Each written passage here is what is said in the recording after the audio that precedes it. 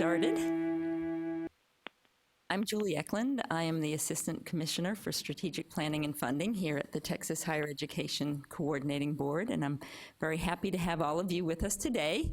We have some folks who have joined us here in person and braved the very rainy weather here in Austin this morning, and I understand that there are several participants who have called in on the phone, so welcome to all of you. We're very happy to have you with us. We've had some changes happening in terms of the coordinating board work, and of course the biggest change, for those of you who haven't heard, is that our board adopted in July of 2015 a new 15-year strategic plan for Texas higher education. It's called 60 by 30 Tex, and with the new plan we also of course have some new goals and some new targets for higher education in Texas as a state, and what follows that is that changes to the state accountability system are of course in order. So we have met with our public 4-year and 2-year institutions, and our career 2-year institutions were with us last week, and now we're happy to be meeting with all of you who represent our 4-year non-Texas public institutions.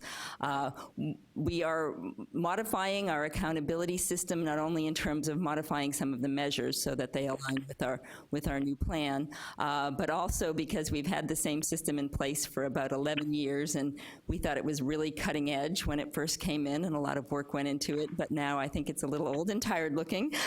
So we've got a lot going on all at once. We've had, for over a year, we've had a vendor working with us to redesign the system, and we also are of course looking at our measures to make sure that they make sense moving forward. Bill is going to be your cruise director today. This is Bill Abasolo on my right, and he is director of strategic planning and analysis here at the coordinating board and in our division. I'll also introduce our other staff members who are here, and then why don't we take a minute and let those of you in the audience introduce yourselves, and we'll try over the phone. Sometimes it's hard when people call in to do introductions, but we'd be happy to have a sense of who has joined us. So I've introduced Bill, and I'll hand over the meeting to him in just a little bit. We also have Chris Hamilton with us. He's a program director in our area and has been working hard on the accountability measures. He's relatively new in our division, but has learned a whole lot about Texas higher education data from this perspective, and he was very involved in our Texas Higher Education Almanac, which we put out once a year. We have Cliff King, who has been in the division for much longer than I have, or at least at the agency for many, many years, and he is the person that those of you who work directly with us in terms of reporting the measures, he's our point person. He's the one most of you will have direct contact with regarding sending in the data for your institutions. So we're very happy to have Cliff here with us, especially if some of those logistical questions might come up in terms of how all of this is going to work moving forward. And we do have a couple of changes in terms of data submission that Bill will be sharing with you. Chelsea Moore is in the back, and she is brand new in our division, and so she's joining us just to learn a little bit more about the accountability system. And then Paul, why don't you take a minute to introduce yourself? Paul works in our academic quality and workforce division. Oh, do you have a microphone? I'm sorry. Yes, just to let folks know what you do. He doesn't work in the data side of things, but he agreed to join us so that he could be here to answer questions. Go ahead. Yeah, thank you. Paul Schuler with the Academic Quality and Workforce Division, and I work with the career schools. The compliance annual report, for example, we obtain those from you and work with you on making sure that all the information is correct and that the rules are being followed and so forth. Thank you. And of course, with all the changes that have come about related to SARA, that I think might be a topic of discussion today too. So Paul can hopefully help us with that, or bring other folks from his division who work directly with those reciprocal authorizations. We can bring them down too if there's questions related to that. So without further ado, why don't at least those who are here, please introduce yourself and let us know who you represent, and then we'll give it a try over the conference line to see if it works. Yes, Deborah. And you do have to hit the red button to get the mic to work. I'm Deborah Nowak with Tulane University's Houston campus. Thank you. Welcome. I'm Lisa Lin from Texas Health and Science University. I'm the president of the school. Welcome. Thank you. Alan Preston with the Texas Health and Science University in a policy advisory capacity. And I'm glad to see my former alma mater, Tulane, is here. Oh, wonderful. Small world.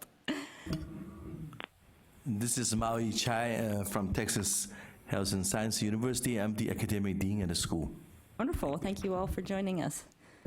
My name's Edward Dupuy. I'm from the Southwest School of Art in San Antonio. We are operating under a certificate of authority right now since we're a new BFA program. I've been working with Kathy Mayert.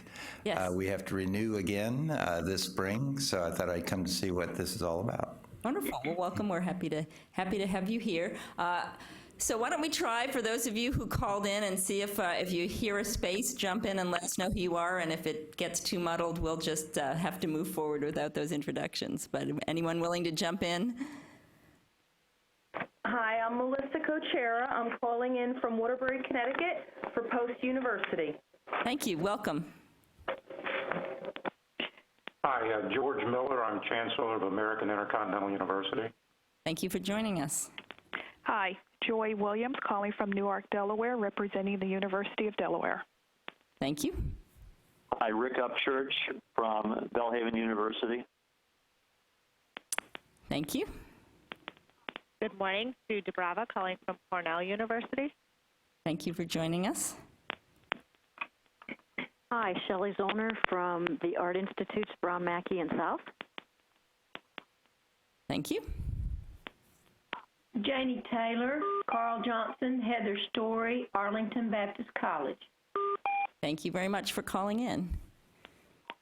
Hi, this is Christine Pruitt. I'm calling from Wilkes University in Wilkes-Barre, Pennsylvania. Thank you for joining us. Hi, I'm Heather Ramey from Frontier Nursing University in Lexington, Kentucky. Wonderful. Welcome. Hi, Lindsay Johnson, calling from Simmons College in Boston, Massachusetts. Thank you very much for calling in. Good morning. This is Bridget Lovett with the University of Phoenix in Phoenix, Arizona. Welcome. Thank you for joining us.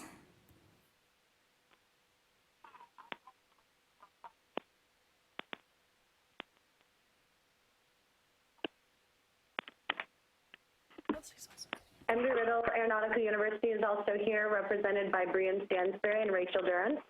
Thank you. Do we have anyone else? I think we had about 20 folks who said they were going to call in, so we're getting close there. Has anyone else called in who would like to say hello? Hi, this is Jacqueline Reeder from Columbia College. Thank you. Welcome. And then we had one more person join us here in person, if you'd like to introduce yourself. Yes, I'm Carol Soulsby from Texas Health and Science University. Thank you for joining us. Well, we have a very national group who have called in. I'm glad we were able to set this up as a conference call. Hi, this is Jacqueline Reeder from Columbia College. Oh, hi, welcome. Thank you for joining us. Thank you, welcome. Candace Rayburn from North American University. And then we had one more person join us here in person, if you'd like to introduce yourself. Well, now we're having a... Candace Rayburn from Euless, Texas, Messenger College. Okay, we were getting some playback. Hopefully that's been corrected by our technical staff in the back room. Sounds like it. Well, thank you all very much for calling in. We're happy to have you join us. As I said earlier, I am Julie Eklund in the Division of Strategic Planning and Funding. We're the folks who coordinate the accountability system for the state of Texas. And as I said, we have public institutions, both 2-year and 4-year, that report measures to that report data to us, from which we calculate measures, as well as our 2- and 4-year career schools, which we've had since, I believe, about 2011, when we had legislation requiring the reporting. We do know that we're having changes coming because of Sarah, and we'll be able to answer questions around that today. But the focus for the primary focus of the meeting is to discuss the measures for those of you who will continue reporting to the coordinating board to discuss the accountability measures, proposed changes related to our new Texas Higher Education Plan, the 60 by 30 text plan, and to, again, get your feedback about any additional measures you think will be important to add, or we provided you with a list of what we feel is important and has come forward so that you can react to that as well, so that we'll be able to make these changes in the new system. We are missing one staff member, and I'm guessing she's had a problem with the weather.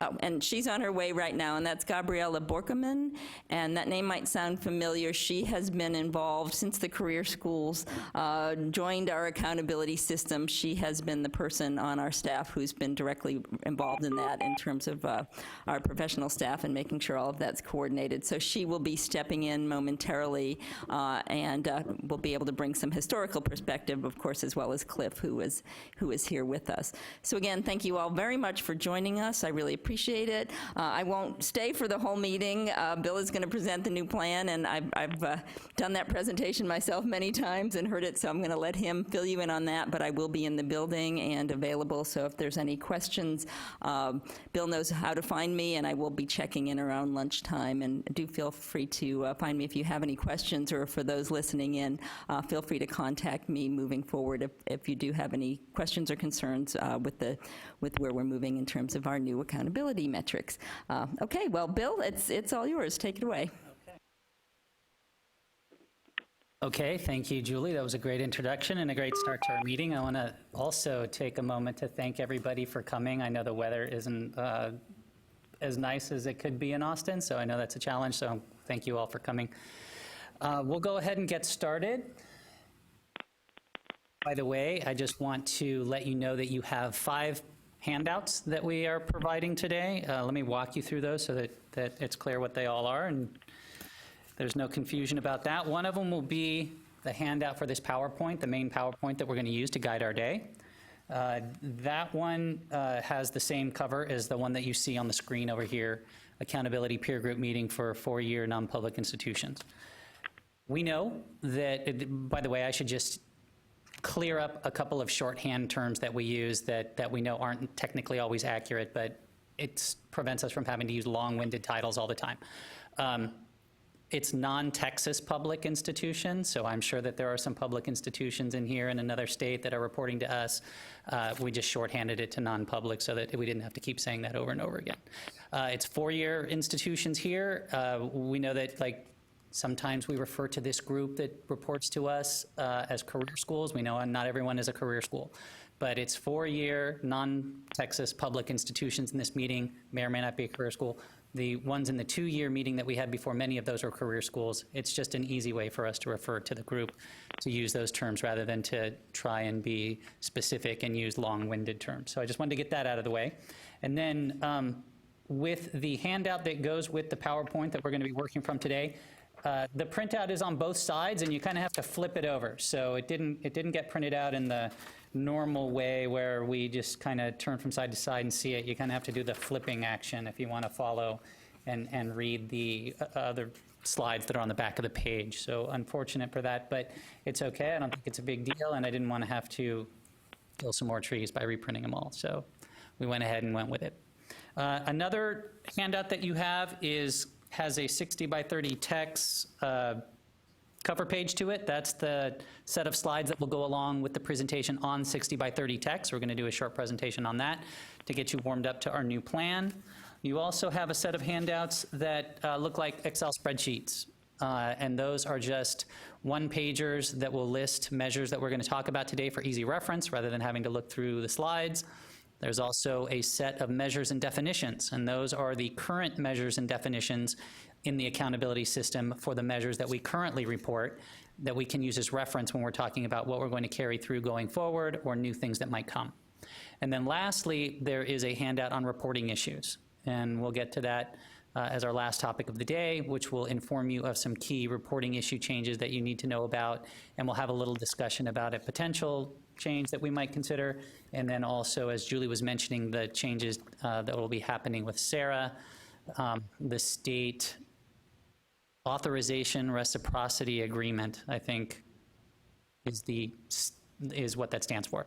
And that has to do with reporting to one centralized agency or one centralized location so that people don't have to report to multiple states.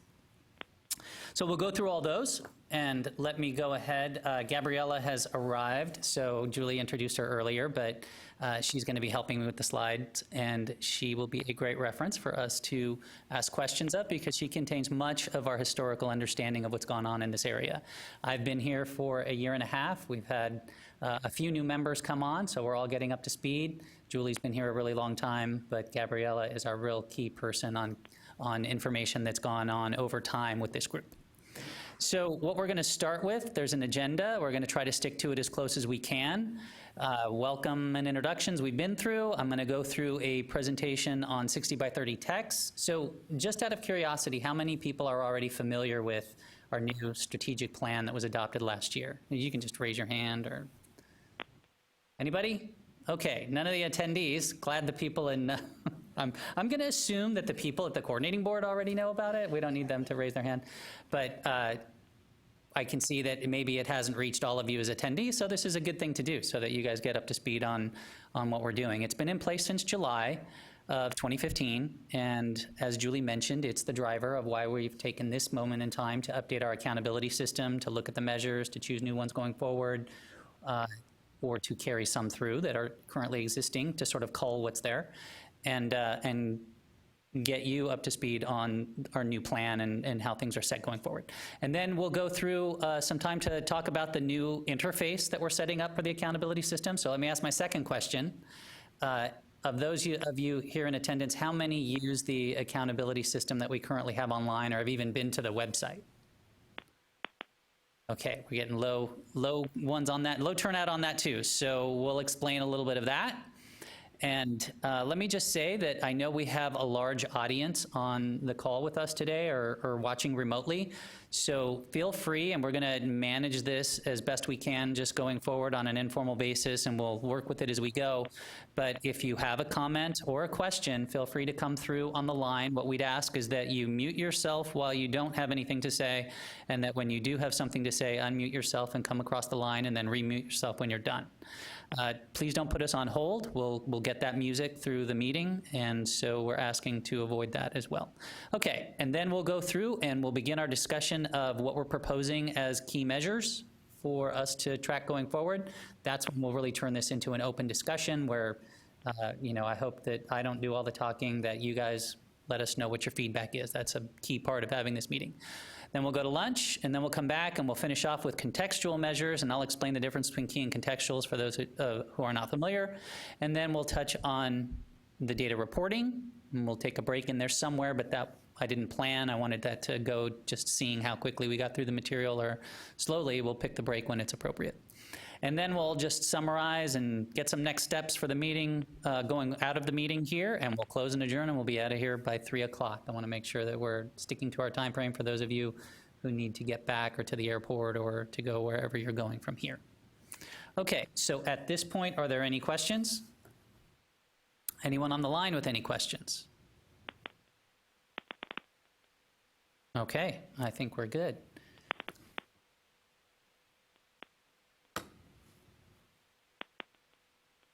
So I'm going to leave this, let's see. Chris, can you switch, or Cliff, either one of you, can you switch to the PowerPoint for 60 by 30 text?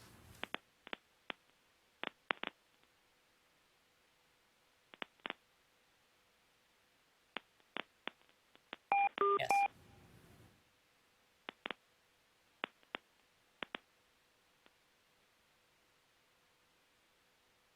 You can use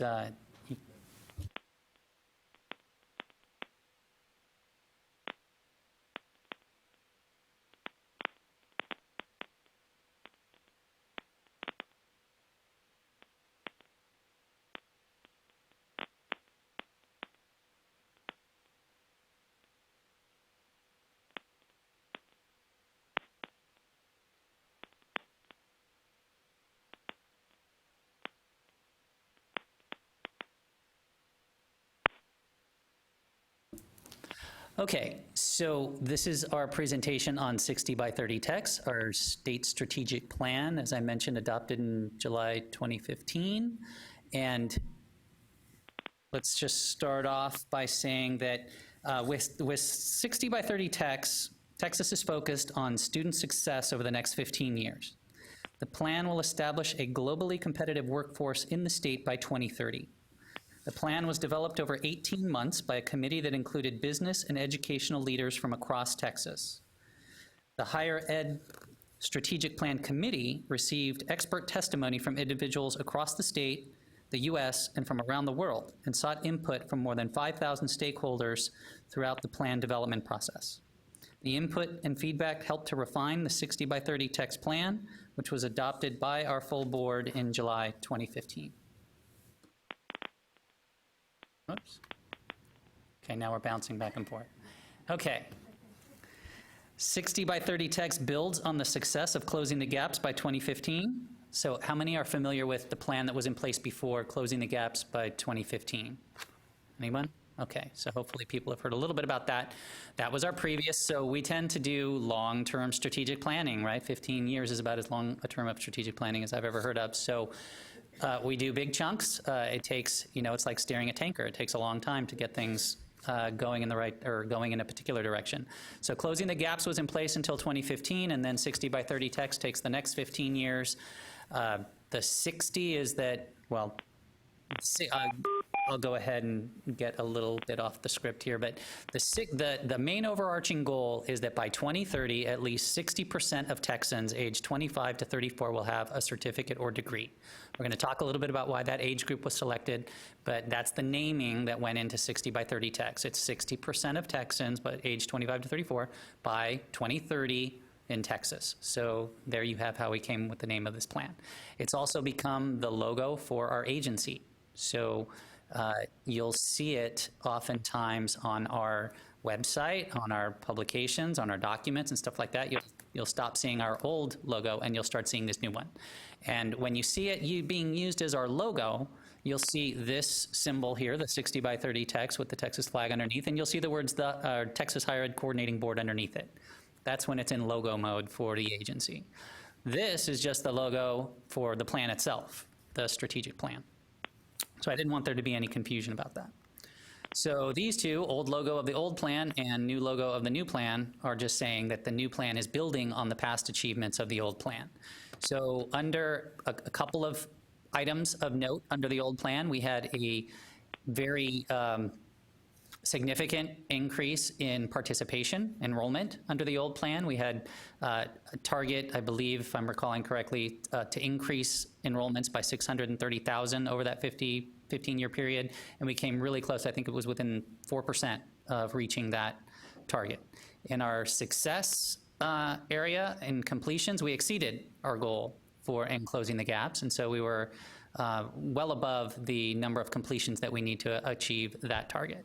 So we were happy with that. That's great. The state's moving in the right direction. Now we're taking the next step and going forward with 60 by 30 Tex, which focuses on new items. Now we're focused more on completion than we were before. Before it was participation and completion. Now we're focused a lot on completion. And we're also looking at other things that are coming through, like hot topics like student debt and marketable skills and items like that we're including into the realm of planning. Also, issues about the workforce. It's broadened now. It's not just getting into school, but it's also getting through and what happens in the workforce. So let's get back on track now with our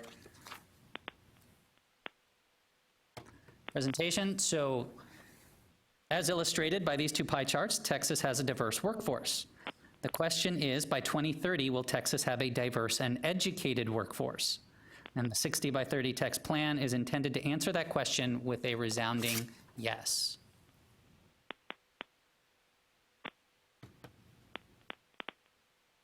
So the new plan is firmly founded on the critical need that Texas produces an educated workforce that is able to adapt to change and compete at the highest levels, nationally and internationally. The world's most competitive workforces have younger populations with more education compared to the US and compared to Texas. 60 by 30 Tex emphasizes all forms of post-high school education, from undergraduate certificates to associate's and bachelor's degrees to graduate and professional education. The plan also highlights the overarching goal that 60% of 25 to 34-year-olds will have a post-secondary credential or degree by 2030.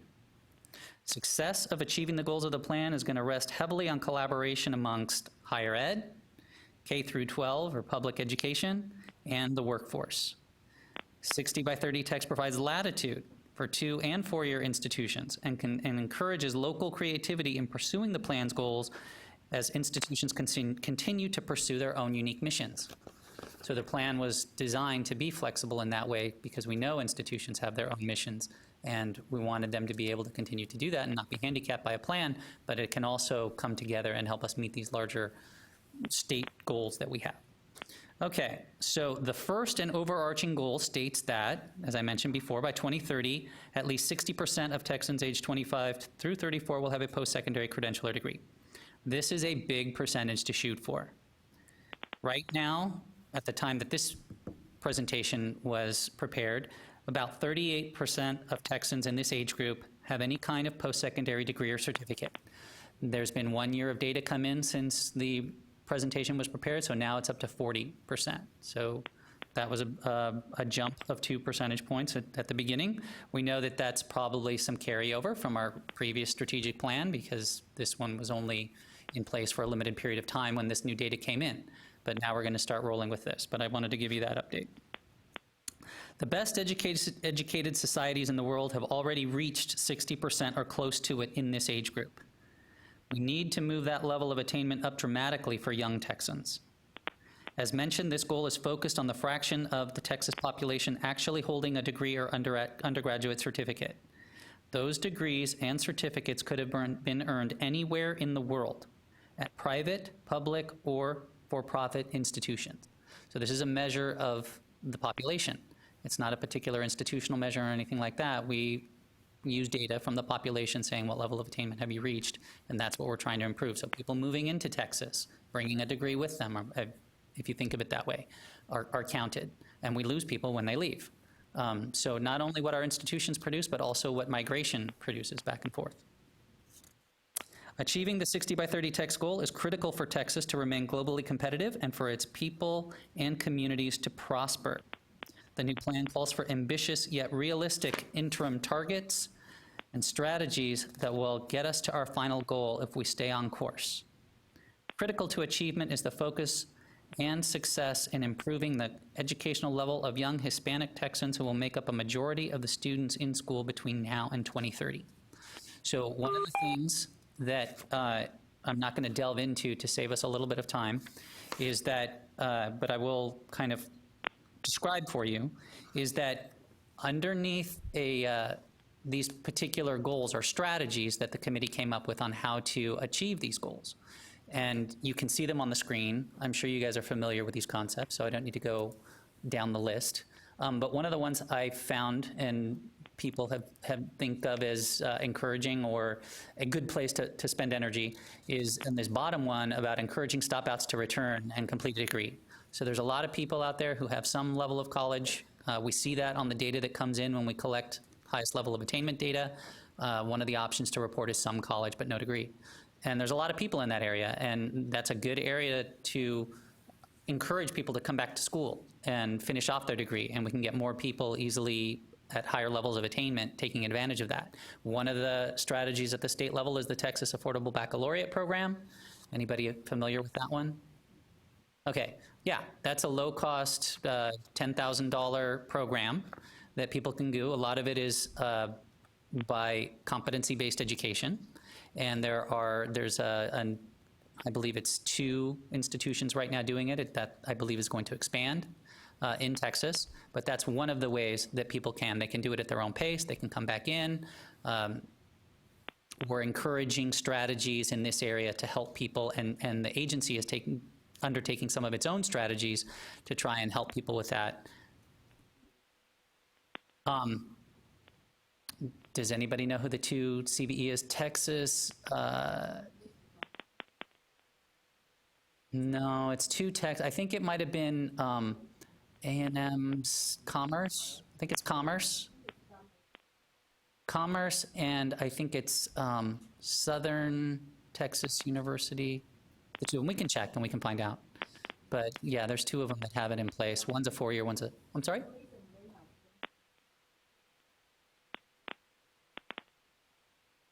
It's a combination of in-person and online, and it's primarily CBE based, so it's competency. You show your competency and you can move forward as quickly or slowly as you want to. Yeah, you can do an easy search, you can Google it, and you can find out all the information on it.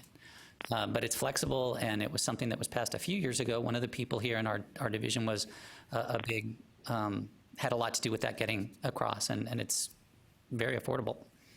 So there are some strategies that the committee put out along with the goal to help people come forward or move forward in this direction. Okay, then we get to the next goal, and this is the second goal of 60 by 30 text, and it's about completions. And it states, by 2030, at least 550,000 students in that year will complete a certificate, associate, bachelor's, or master's from an institute of higher ed in Texas. The goal includes public, independent, and for-profit colleges and universities. Data from the Bureau of Labor Statistics makes clear that students don't get much of an economic lift from college attendance unless they complete a degree or undergraduate certificate. So we can do better than we're doing right now. We need to continue the Closing the Gaps record of generating impressive growth in degree and undergraduate certificate production. This plan includes targets for Hispanic Texans to earn 285,000 degrees and undergraduate certificates in 2030. It also includes targets for African American, male, and economically disadvantaged completers. So when you see, one of the things I should also add is that on our website, if you just go to the agency's website, there'll be a big picture of 60 by 30 text as a kind of clickable icon that you can click on. And you can get a copy of the plan right there, and you can print it out in PDF. We also have copies that look like this. And you can see each goal listed out there. You can get the 30-page version of the talk that I'm giving, or the written out version of this talk that I'm giving you now. And you'll be able to see that there are goals and targets. So there are 4 goals, of which we're going through, and we've just touched on the second one now. And there are targets underneath 3 of the goals. The first goal doesn't have targets underneath. We already covered that one. This one has targets underneath, and it was mentioned in what I just said. But it's got 4 targets underneath it. So not only do we have an overall goal of 550,000 students that will complete in that year, so we have to ramp up as we go till we hit 2030 and we hit these numbers. But there's also targets for Hispanics, African Americans, males, and economically disadvantaged, 4 groups that we wanted to focus on making sure that they move forward with the rest of the state. If reached, Texas will award a total of 6.4 million certificates or degrees during the 15 years of this plan. So that's another way to emphasize how, what a large effort this is. Again, we have strategies on how to achieve this goal, and I'll let you take a quick look at those. One of the hot ones that I've been hearing about lately and that we're sort of investigating a little bit is using predictive analytics. Everybody's excited about how to mine their data and use analytics to identify people who might be struggling and come up with interventions and assist at-risk students and keep them from potentially dropping out or leaving the institution. So these are various strategies on how, not only at the state level, but at the regional and institutional levels, that these goals can be achieved.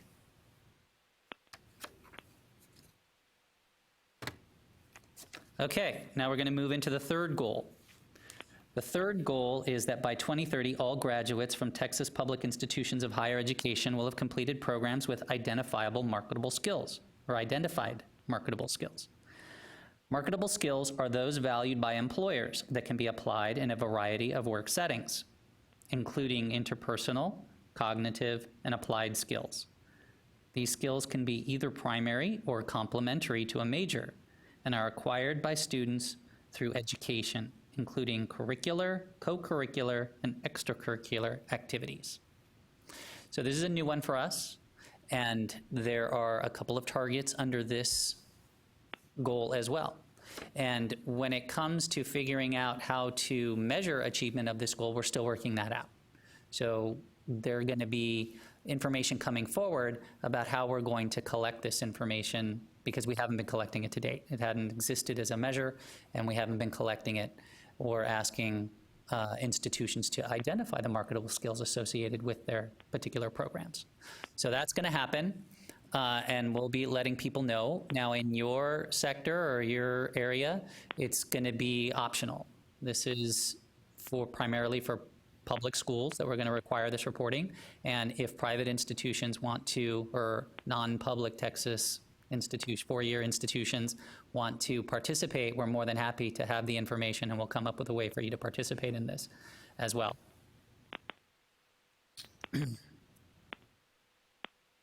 So all programs develop skills of value in the marketplace.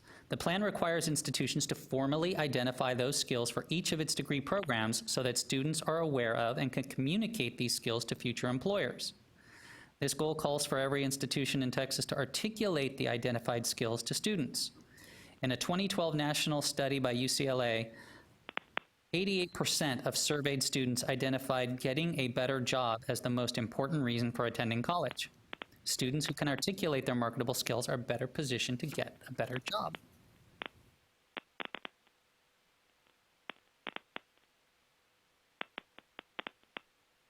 Again, here are some strategies on how to achieve this goal.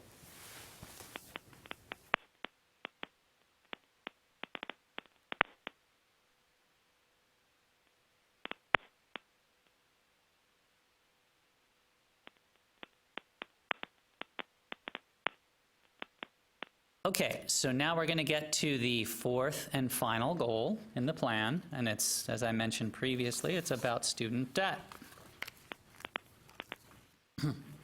And it states that by 2030, undergraduate student loan debt will not exceed 60% of first-year wages for graduates of Texas public institutions.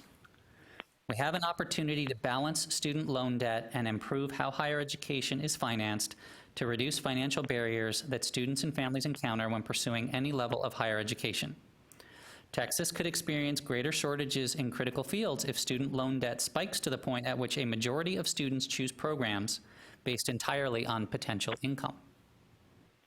We think the best way to focus on financial issues is to set the statewide goal of maintaining debt load as measured against student earning power at graduation.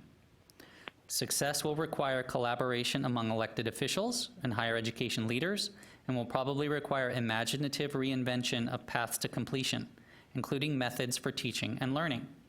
At the state level, a statewide advisory group could determine ways to better advise students and parents on financial aid options and the impact of those options on students' finances before, during, and after their college careers.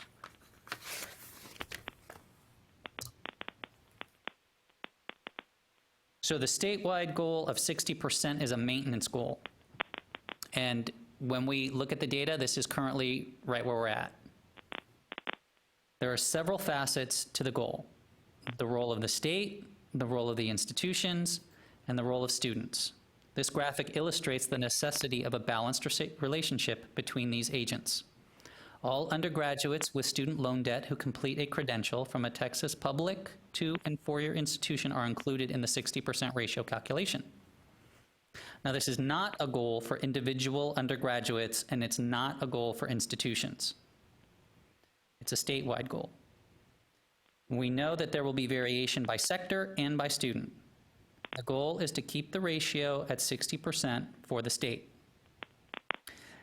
At the time of this report, the statewide student loan debt to first-year wage ratio was about 72% at 4 years and about 36% at 2 years. And when combined together, that made about 60% for the overall state.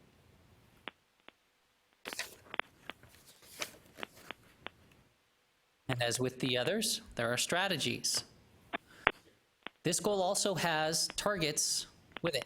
One of the targets focuses on decreasing extra or excess semester credit hours. So that's one of the strategies, right? So the concept is fairly straightforward with that one. If you decrease the amount of excess semester credit hours a student takes to achieve their degree or certificate, it's highly likely that they'll have less debt.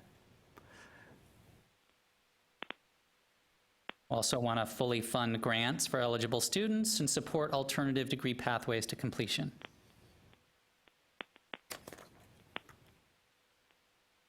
So this plan is bold, and initial reactions to it have been enthusiastic. So once again, this presentation was put together probably about a year ago by now, so this is a little dated on this issue, but when we first put it out, there was a lot of enthusiasm and a lot of support from the community. As I mentioned earlier at the very beginning, a lot of people had input into the process, including businesses. And we have a quote here from Bill Hammond from the Texas Association of Businesses, and you can see what it says. But no other education plan will impact businesses in a more positive way than this one will, is good buy-in from the community here in Texas, especially with regard to the Association of Businesses, that this plan is going to be working for everyone. We do have a little bit of information on workforce needs going forward. Data projections from the Georgetown Center on Education and the Workforce show we will need substantially more Texans with post-secondary credentials to meet workforce demand. Given the projection for 2020, the 60 by 30 goal is necessary to Texas economic success. Otherwise, some sectors of the Texas economy could not hire enough workers with the required skill sets to meet workforce demand. And this chart here shows that higher education pays off. So you can see as the level of higher education attained increases, so do lifetime earnings.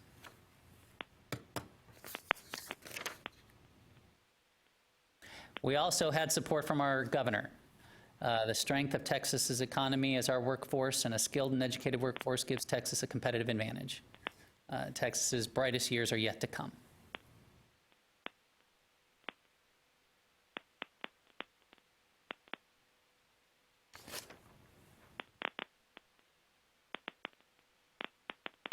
I think that's the end of this presentation. If you want to flip back to the other PowerPoint.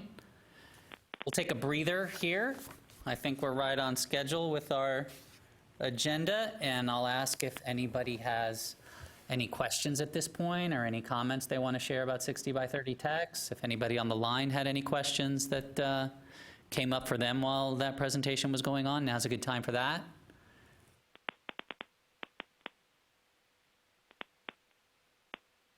Okay, and we're getting a tiny bit of feedback through the phone line, so I'm just going to ask everybody on the line to just double check and make sure that your phone's on mute and not on hold.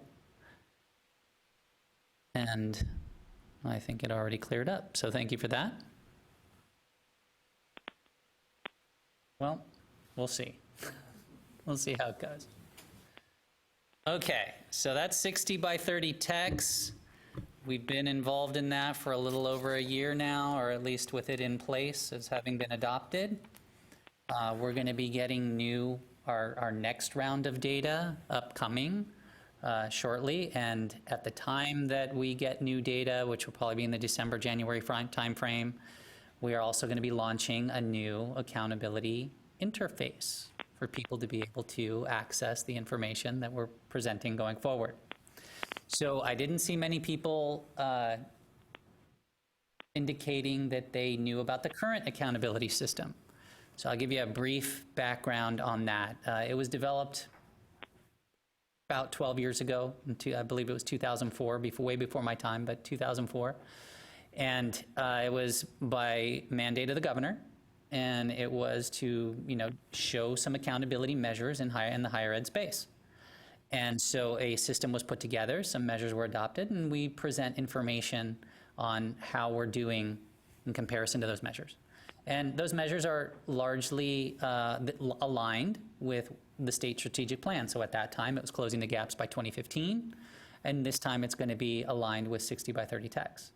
But not every measure in accountability comes right out of the plan or anything like that. There are measures that are important to assessing the progress of higher ed in the state, or comparing various sectors to each other, or anything like that that aren't necessarily in the plan. So accountability is a little bit broader of a concept than just tracking what's going on in the state plan, but it's important also to keep track of what's going on in the state plan. So they're aligned in that way. Each one highly overlaps the other, but they're not entirely the same set of things. So I just wanted to point that out. So the system that we have has a lot. You have a set of definitions in front of you that shows the measures that we currently report on in your sector and the definition of the methodology that we use to report on those. Going forward, we're going to be talking about, okay, what are we going to do going forward? The thing I'm going to talk about right now is how we're going to update our system interface. So when the plan, or when the accountability system was first developed in 2004, it was, I wasn't here then, I wasn't doing this type of thing, but I'm sure it was cutting edge at the time of 2004 for what could be displayed in terms of data on the internet.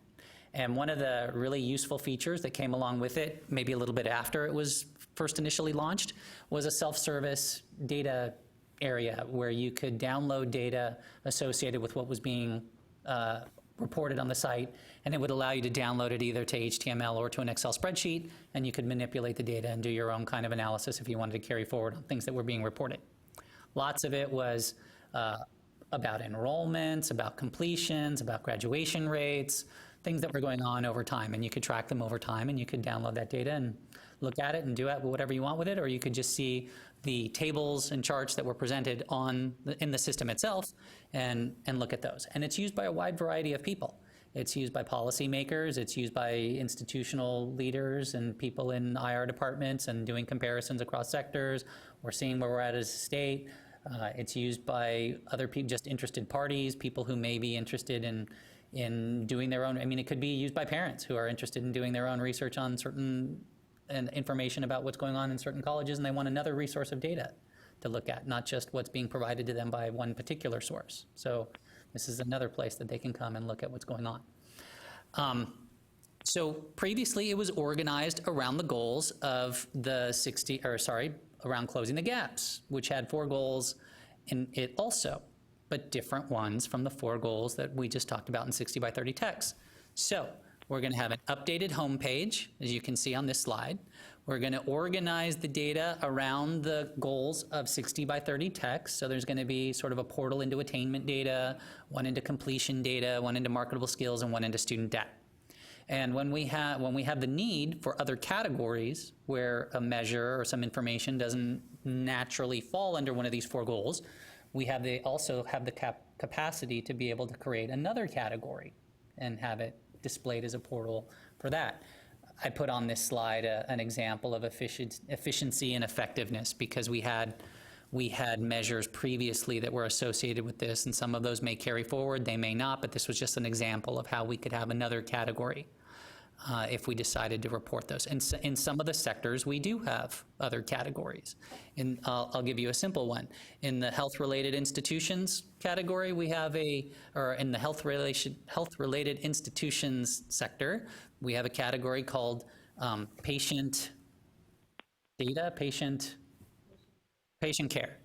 And it's tracking information on patient care that's very specific to that sector. So when you go into that, so each of just like today, the interface will allow you to go into the sector that you're interested in. There'll be a statewide sector, there'll be a public university sector, there'll be a public HRI sector, there'll be public 2 years, there'll be 2 and 4 year non-Texas public institutions. Shorthanded on this slide is career schools. And each one of those, once you go into that area, you'll see the portals that are available in that area. And so public HRIs would have a 5th one on here called patient care. And you go in there and you'd be able to see all the data on patient care. If we end up having more than these 4 for this group, then when you go into that area, you'd see those and whatever measures and data are associated with that. So we're bringing this interface up to sort of 2016 standards so that it looks nice, it's easy to use, it kind of follows all the nice web interface protocols of today on how people use the internet and the things, because the current one, as Julie mentioned, she was kind and called it a little old and tired. It is a little, it takes a little getting used to use it. When I first came on board, I was all like, wow, this is a lot, right? We had 2 issues that people call me with all the time. One is, it looks a little old and clunky, which is true, it's 12 years old, and it overwhelms me with data when I go there.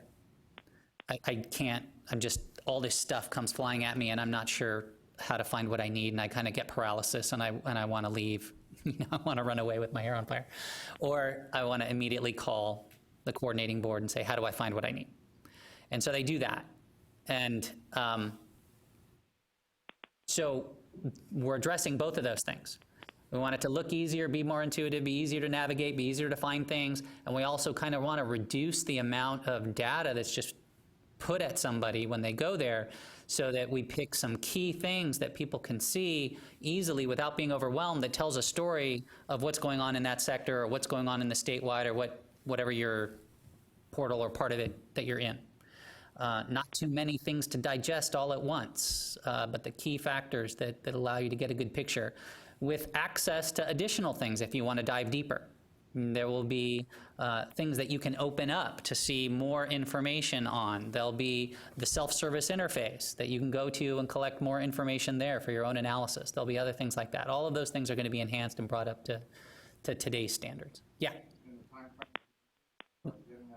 Getting that launched, our goal is early 2017. So basically our target, I don't want to keep using that same word over and over again, our intent is to launch it in January, along with when we would normally launch the new, normally we would publish the new accountability system data in January, so we'd want to launch this one and get it going.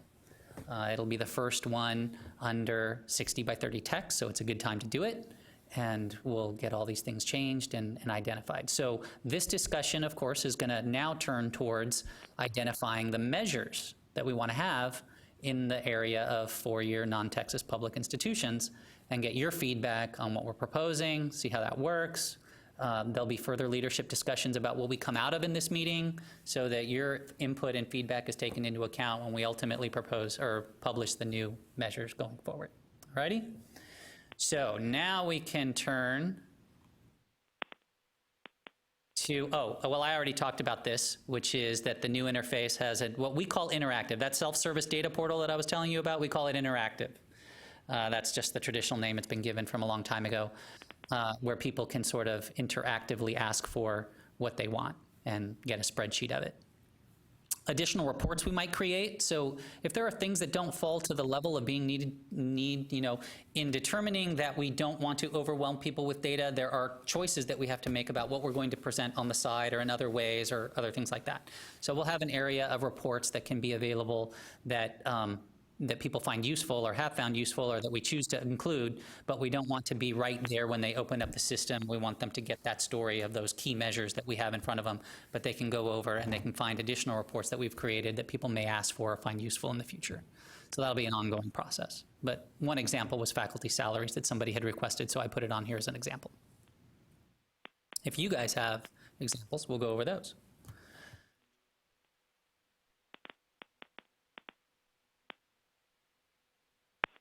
Faculty, no, we wouldn't do that. No, we're very careful about our confidentiality and going along with FERPA rules. And even if FERPA doesn't apply to a particular teacher, we wouldn't post a particular teacher's salary. Oh yeah, thank you, Cliff. While he's here, I'm going to take a moment and introduce our Associate Commissioner, or Assistant Commissioner of Quality, Academic Quality and Workforce, the same area that Paul comes from. Some of you may know him, Rex Peebles. We're appreciative to have him here. Rex is our go-to expert when we get to that area of SARA. Well, Rex is a go-to expert on a whole variety of topics, but we definitely asked him to come around a little bit so that when we get to the area of SARA, we can, he can help us understand that. He gave us a good information about that. So Rex, that's later on our agenda. You are welcome to stay for as long as you like, but it comes later, or we can introduce it earlier if you have other obligations and want to make sure that you're here when that happens. So right now what we're going to do is we're going to move this, and again I'll ask if anybody has questions to this point, and we're going to dive into the meat of what we asked or why we invited you here. Not just to give you all that information that I just did, but to also collect your feedback on proposed measures. So anybody with questions at this point? Okay, anybody online or on the call with questions at this point? Okay, then we'll go ahead and move forward. At this point, the handout that I gave you that looks like a spreadsheet is a good one to be using. Yeah, this is kind of the one-pager on what we're going to go over. It's color-coded to go along with the various colors of the goals in 60 by 30 text, so you can see which of these measures are aligned with goals. And the gray color is outside the goals, so that other category that I mentioned, which we don't necessarily have names for yet, but if something is not going to fall under one of the 4 goals, you can see it colored in gray. We don't always have something in that area, so let me see if we do for you guys, because I don't have them all memorized. I don't have mine with me, but I'll use it from the slides and we'll see. But I'm pretty sure we had at least one in the key and contextual that was colored in gray. So you understand what that means. Now, the very first one is about attainment, the 60 by 30 goal. That's going to be a key measure. It's in the plan. It's the overarching goal of the plan. It's you know, in some ways it's certainly not the whole plan, but it's a big part, and it's a heart. I consider it kind of the heart. Everything feeds into it. And so we're going to be presenting that as a key measure for everybody. And that's going to be a statewide thing. Like I said, it's based on the population. We are looking at whether we could potentially report that in a regional context to see what regional attainment looks like. There are data issues presented there, so we're going to see if we can tackle those. It's not an institutional measure that we would propose to report on any particular institution. It wouldn't make sense. So that'll be a key measure that we're going to be having presented in the accountability system. Anybody have any questions about that? I just put this on here more perfunctory than anything else, but if anybody has a question or comment, yeah. I was just curious, do you sample a group of people and then generalize it to the population to be able to understand if you've achieved it or not? Yeah, and we let the U.S. Census do that for us. So we use U.S. Census data, and the data that the U.S. Census provides us is they'll provide it on a state basis real easily, and we can get that easily. The data that they provide us makes it harder to do it at the regional level, so that's why we're trying to tackle those issues. But yes, that's exactly right. All right, so then we'll move on to the next one. The next one are key measures regarding completion. So as I mentioned in the presentation, there are targets under completion, and you saw that overall completion goal of 550,000 in 2030, right? So that's, I want to emphasize, even though you guys aren't that familiar with the previous strategic plan, there's a difference between the previous strategic plan and this one in the sense that the other one was measuring over time, you know, we want to do this over the next 15 years.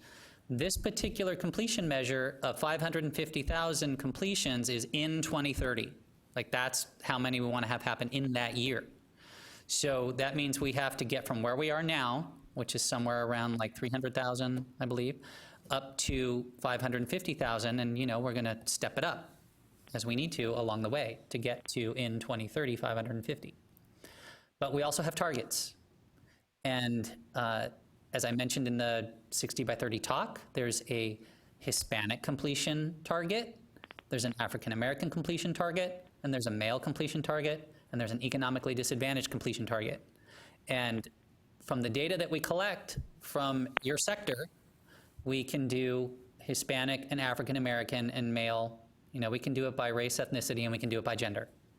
We can't do it by whether or not somebody was economically disadvantaged, because that's based on Pell, and we don't get that information on your school, so I took that one off this slide. But for other sectors, we'll also show the data for how it's progressing along with economically disadvantaged. There's another target other than just tracking completions and the breakouts of completions in the plan, and it is the % of high school graduates that enroll in higher ed immediately after graduating from high school, enrolling in the fall. And so that is, we'll continue to track that and we'll show that. That's not something that can be done by institution. Doesn't make a lot of sense to try and align those by institution. I mean, I suppose you could do something like that, but I don't know how much it helps the conversation of kind of what's going on. This is kind of a overall state thing. We may also look at whether we can do it regionally, but the heart of it is really at a state level. We want the undergraduates to be enrolling in higher ed. And when we started this, it was at 54.2% of high school graduates enrolling in higher ed that we could track, right, that we knew of. Sometimes we have data issues where we can't track somebody, or we can't find them maybe because they enrolled in higher ed out of state, those types of things. And we may be able to do something about that. We're looking into NSC data and other stuff like that to assist in that.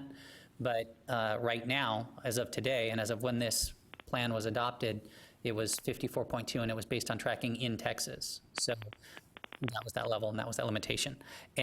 But this one went down a little bit in the data that we just got. So all of these other ones that have to do with the plan, when we got that next year of data, as I mentioned, like the attainment one went from 38% to 40%. That was an increase. The overall completions went up. Hispanic completions went up. All the various targets of completions went up. But percent of high school graduates enrolled in higher ed went down. So it went from 54.2 to 52.7. And so that was down a little bit. Now, people have various ideas of why that might have been. It might have been that people are recruiting more students from Texas to go out of state. So we might have lost some that way. Don't know if that's true or not. It's just kind of a anecdotal thing that we've heard from institutions that fits in with this concept of the Texas population is growing and other states' populations are shrinking.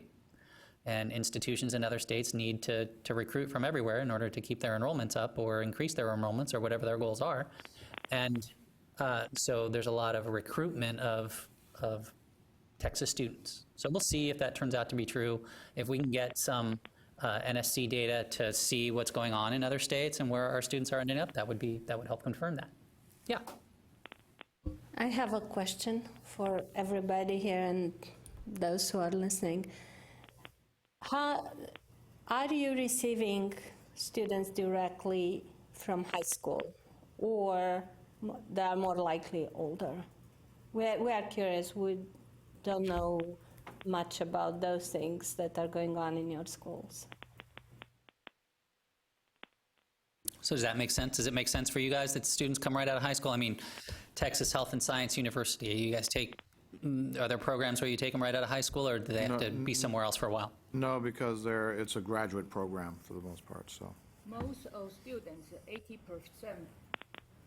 most of students, they enrollment to our school, they need to have a 60 semester hour, credit hour. Gotcha. Because we are graduate school, even they go to our undergraduate. But our students' body, I would say 80% is come from out of state. Okay. Good to know. Thank you. Yeah. Anybody that is listening?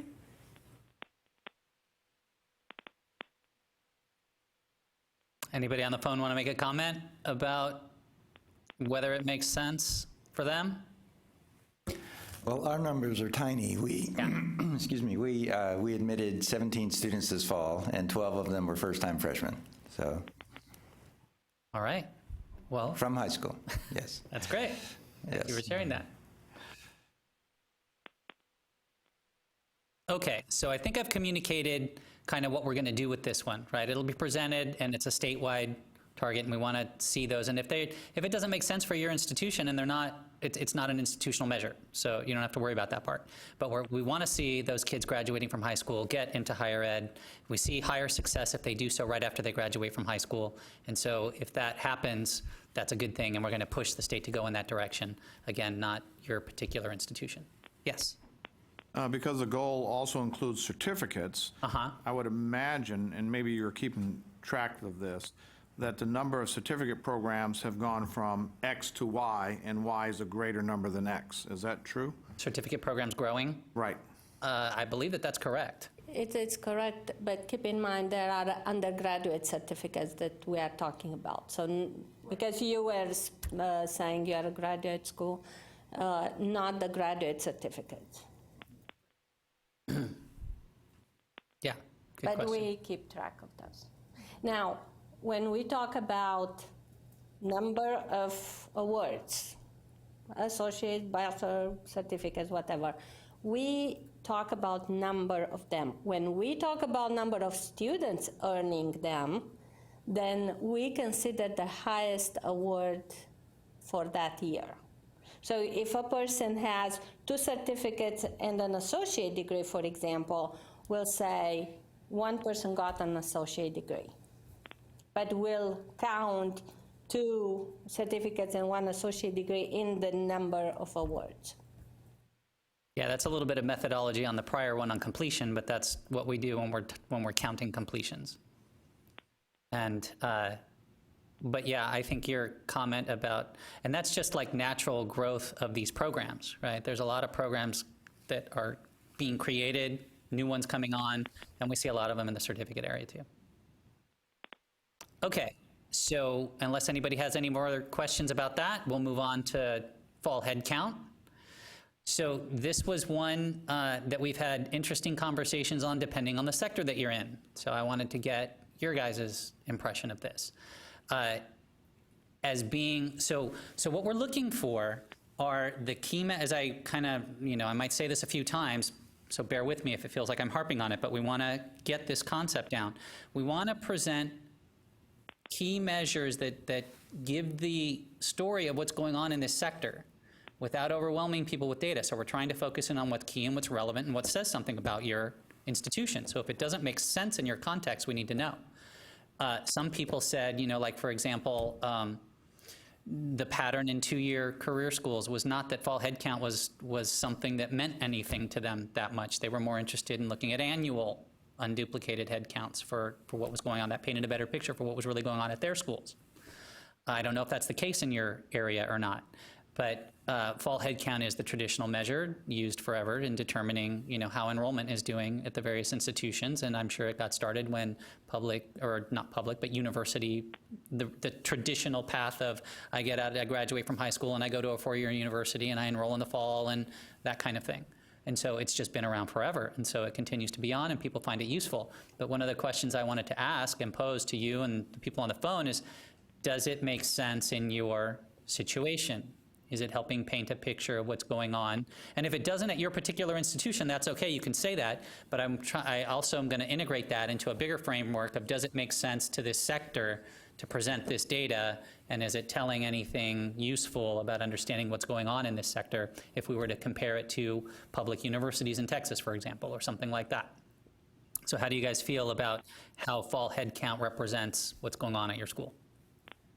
I think that we have programs that allow them to come in the fall, spring, and summer. And I'm guessing, I'm speculating a little bit, but I think most career type of programs, 4-year, 2 years, also are very, how should we say, it's very important for them to get a robust group of students also in the spring and summer as well. Right. So yeah, the fall and they emphasize that too. The fall may underrepresent, if you will, if you're looking only at that one metric.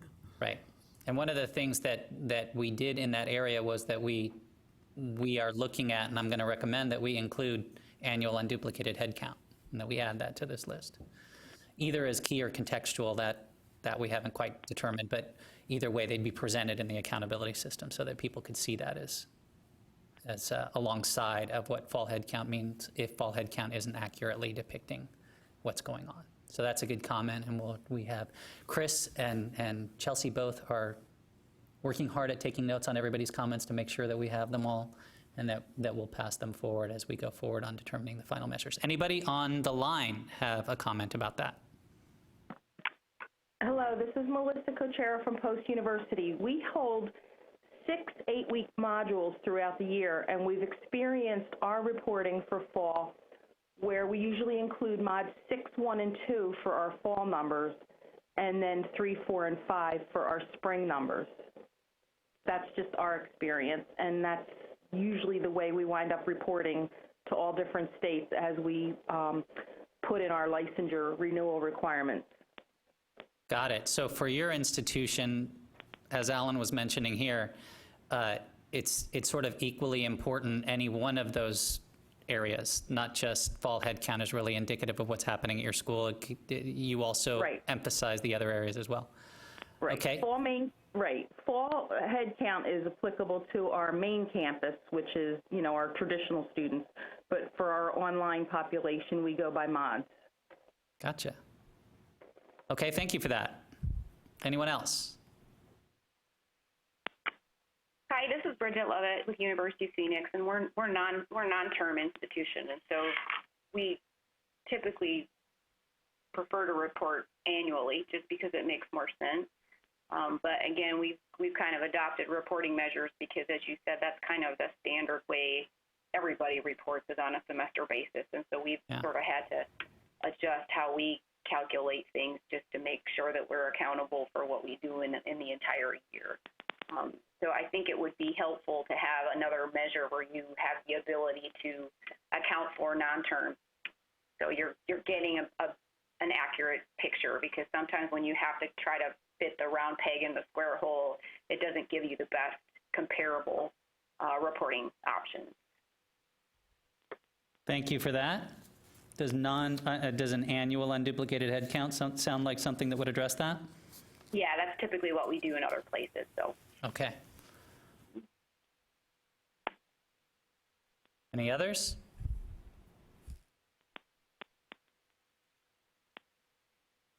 All right, thank you all for your comments on that one.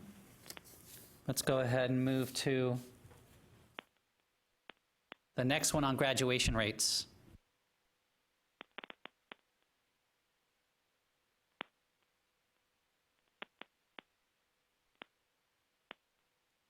Okay, so the next one is graduation rates. And again, this is something that's traditional and been around, I'm sure, for a very long time, about reporting graduation rates.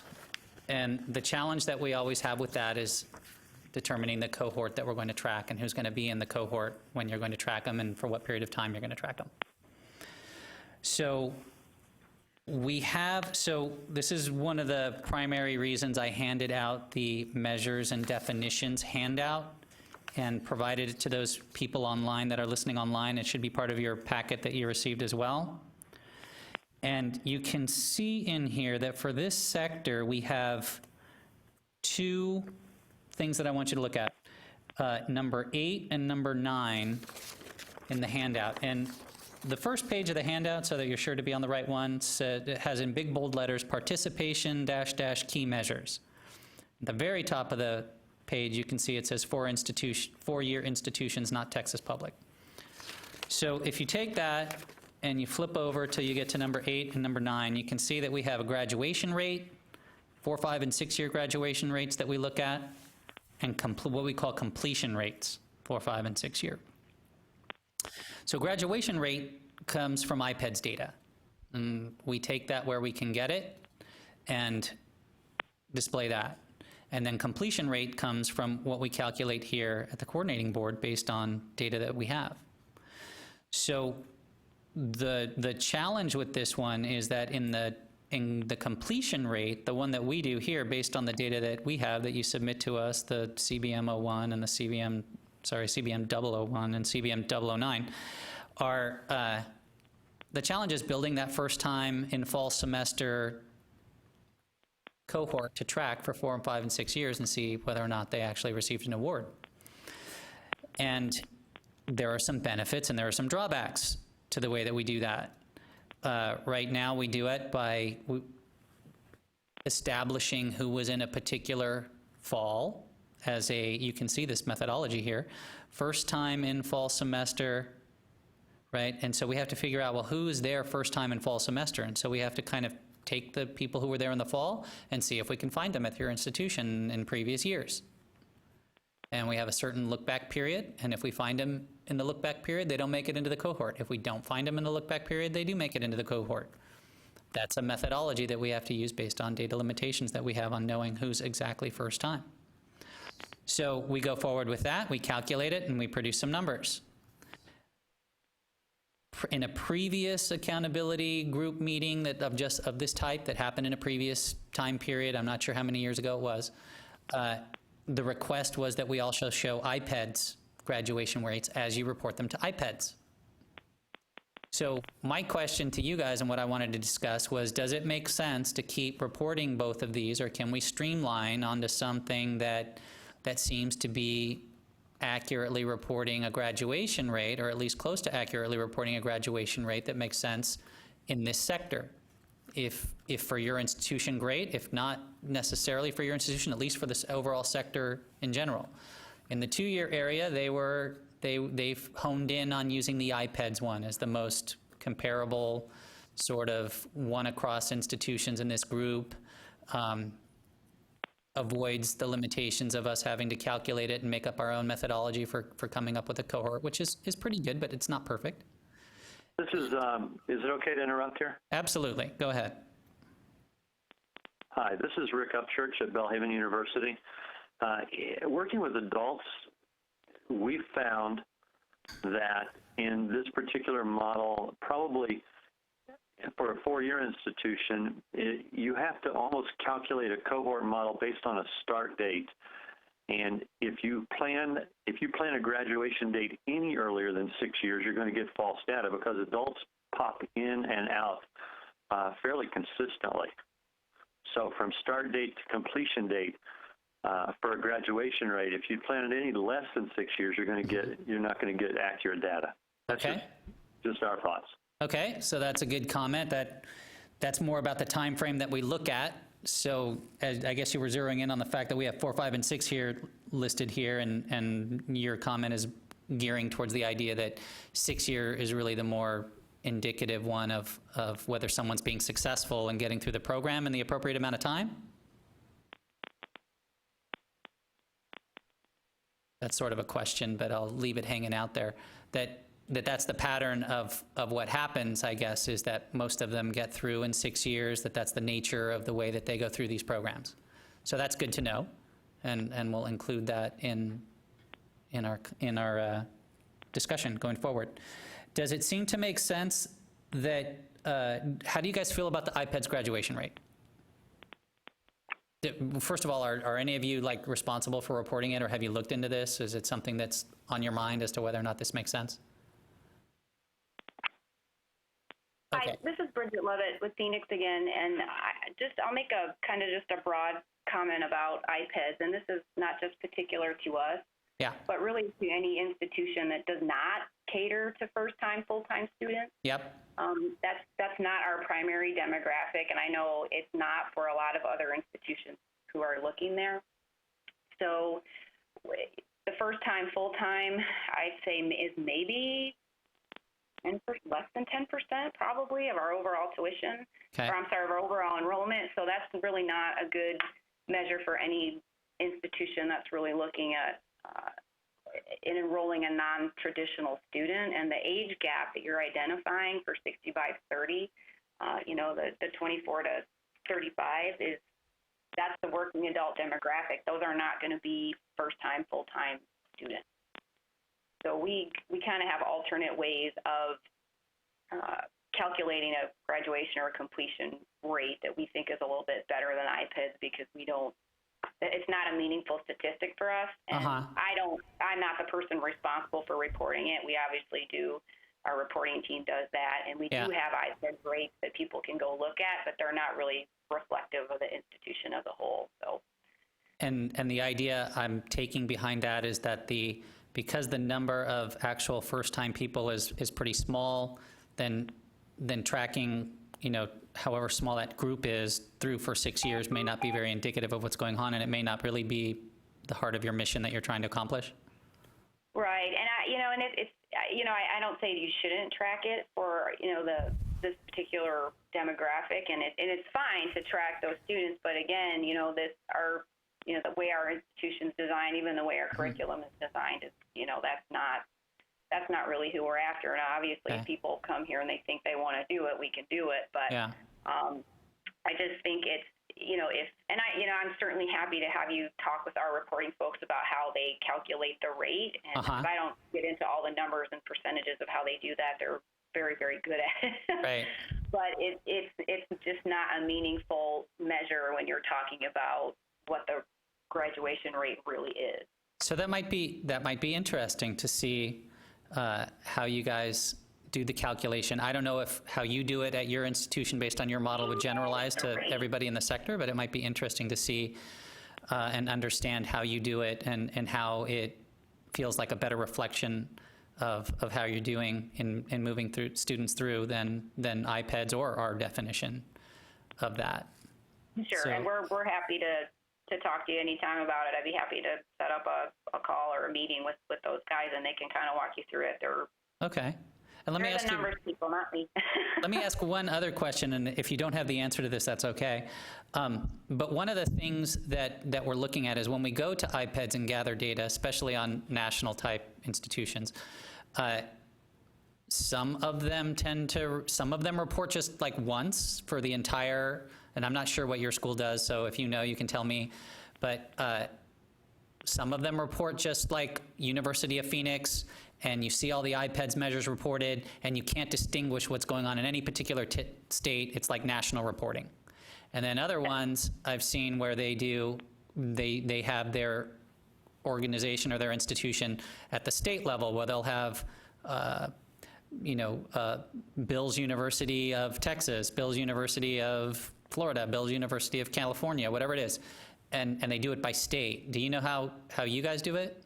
Yeah, we do it by state, and here's the thing too, but the state numbers too only include the local campuses in that state. They don't include all of the student population, which now the majority is online.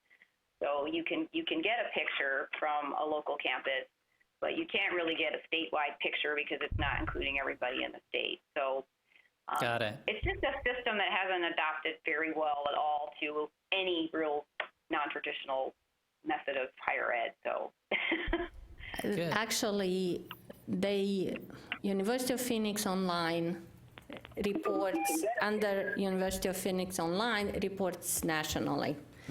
They report the campuses separately, or they used to. Now all the campuses beginning this year were under University of Phoenix, Texas, so we cannot even separate each campus in Texas the way they report to us. So this is something that I would like to discuss with you, maybe at the end of the meeting, because we sort of need to align.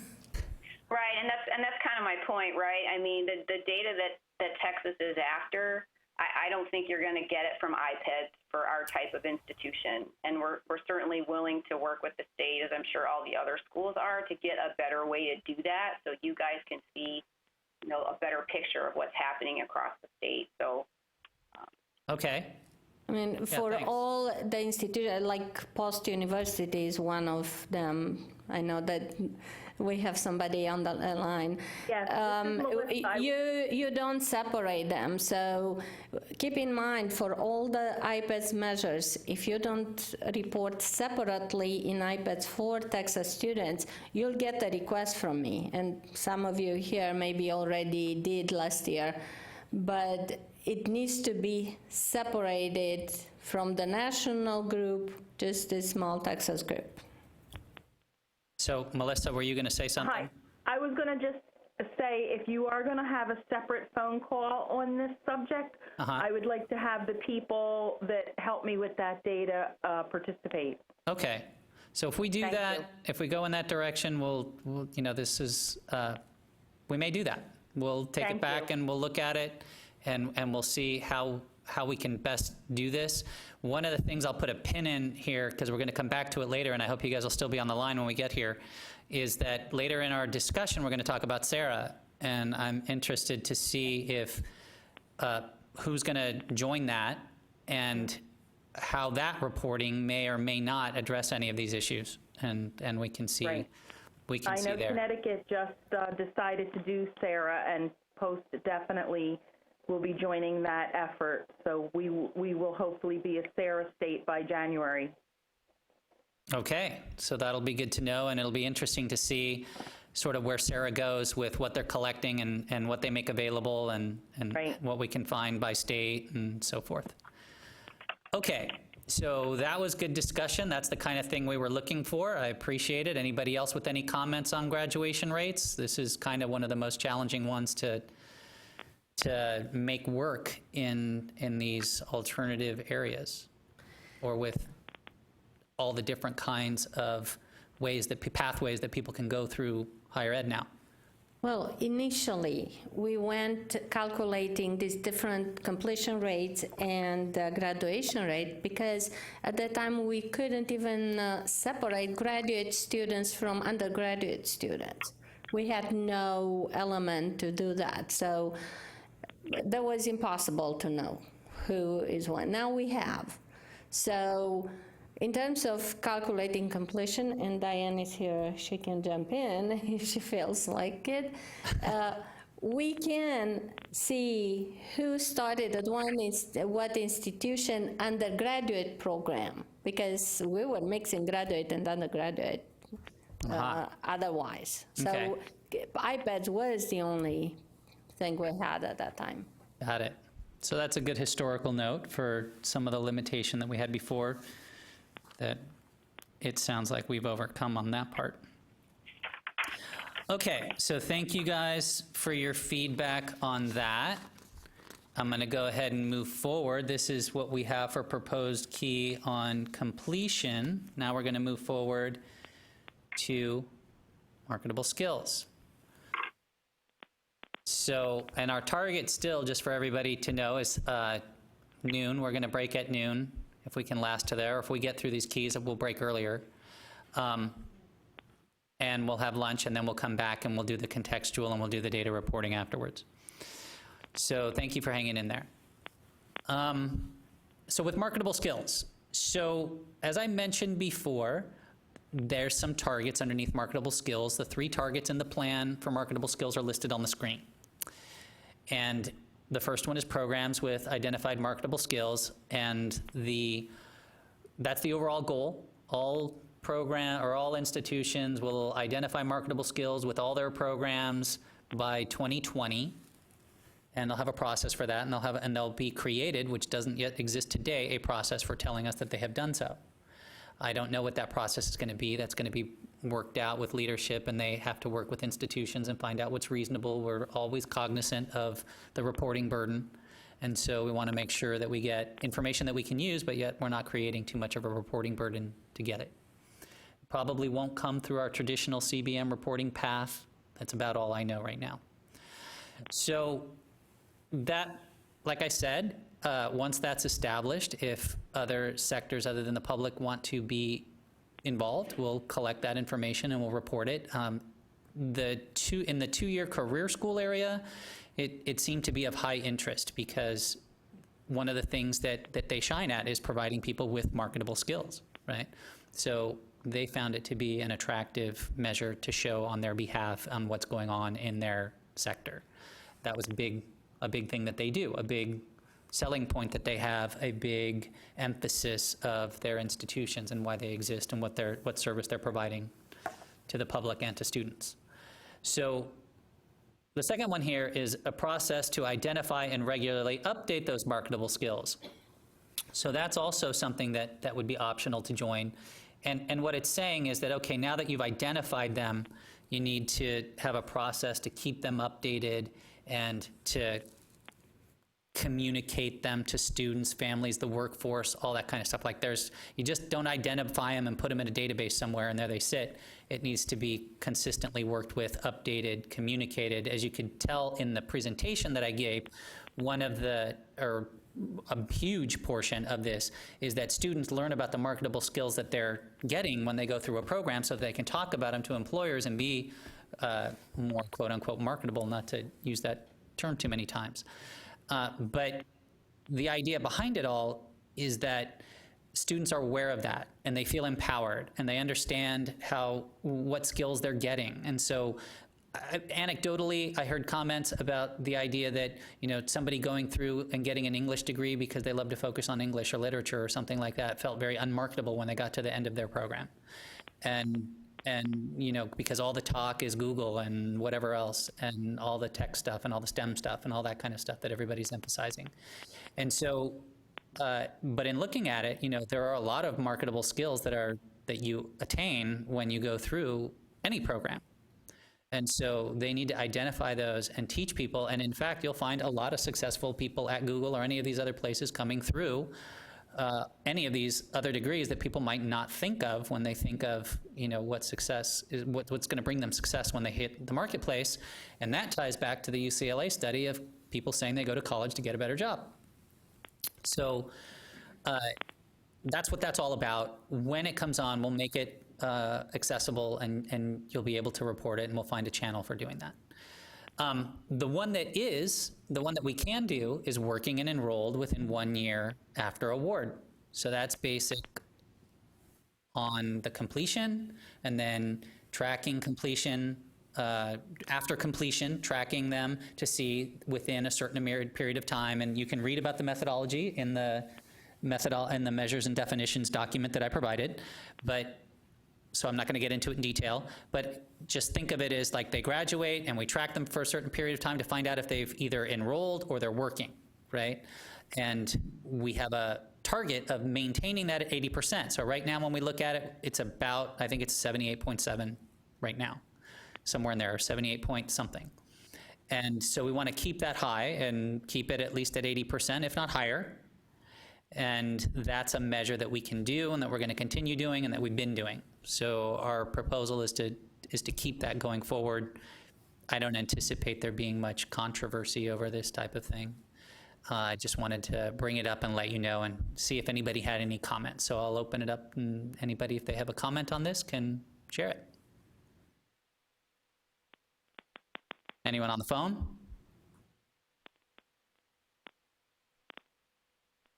Okay, so we'll move forward on this one, and we'll get out of marketable skills, and we'll move on to student debt. So in the student debt area, there are three, there's the overall goal, which I described earlier, which was to maintain student debt to first-year wage percentage at or below 60%. That's the third bullet on here. We don't have debt data for your institution, so that's not going to be something that we can calculate and include. That also knocks out the first bullet here, limit a number of graduates with debt to 50%, because once again, we can't do that. We also don't get individual class, either SCH or courses completed, or that kind of data on your institution. So these are the three, the main goal and the two targets underneath it, we can't track for your sector. So we lack the data. So those aren't going to be part of it, but I put it on this slide so that you could see what they were and be aware of what we're doing with other sectors and that we are tracking these and will be. So one that has also been added to this list across sectors is tuition and fees.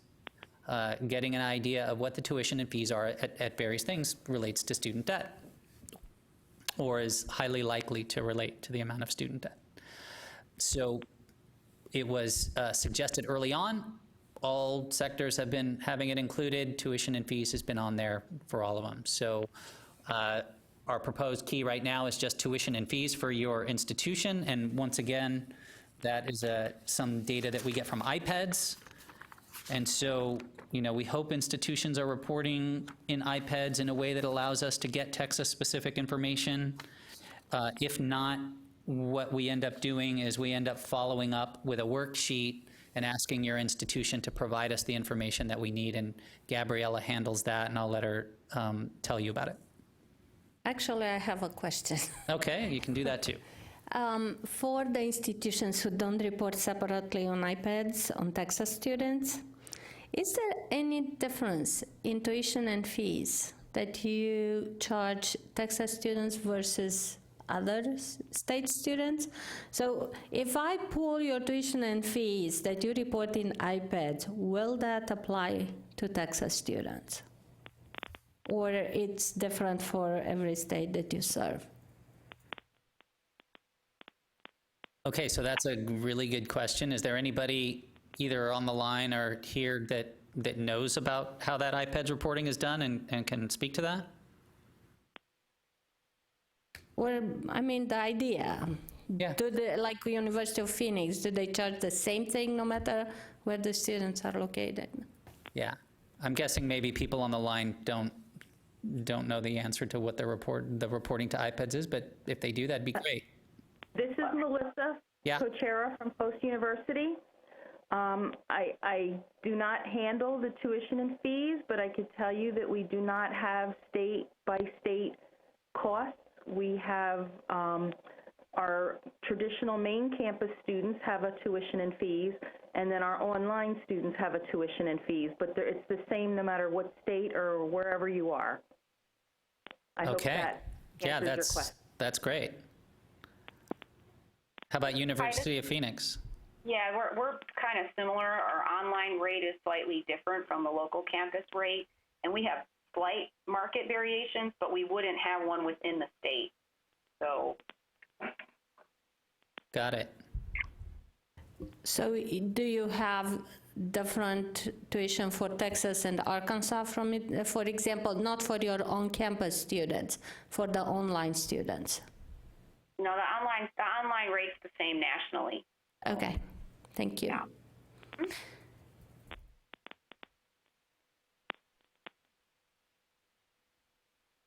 All right, any other comments? Questions?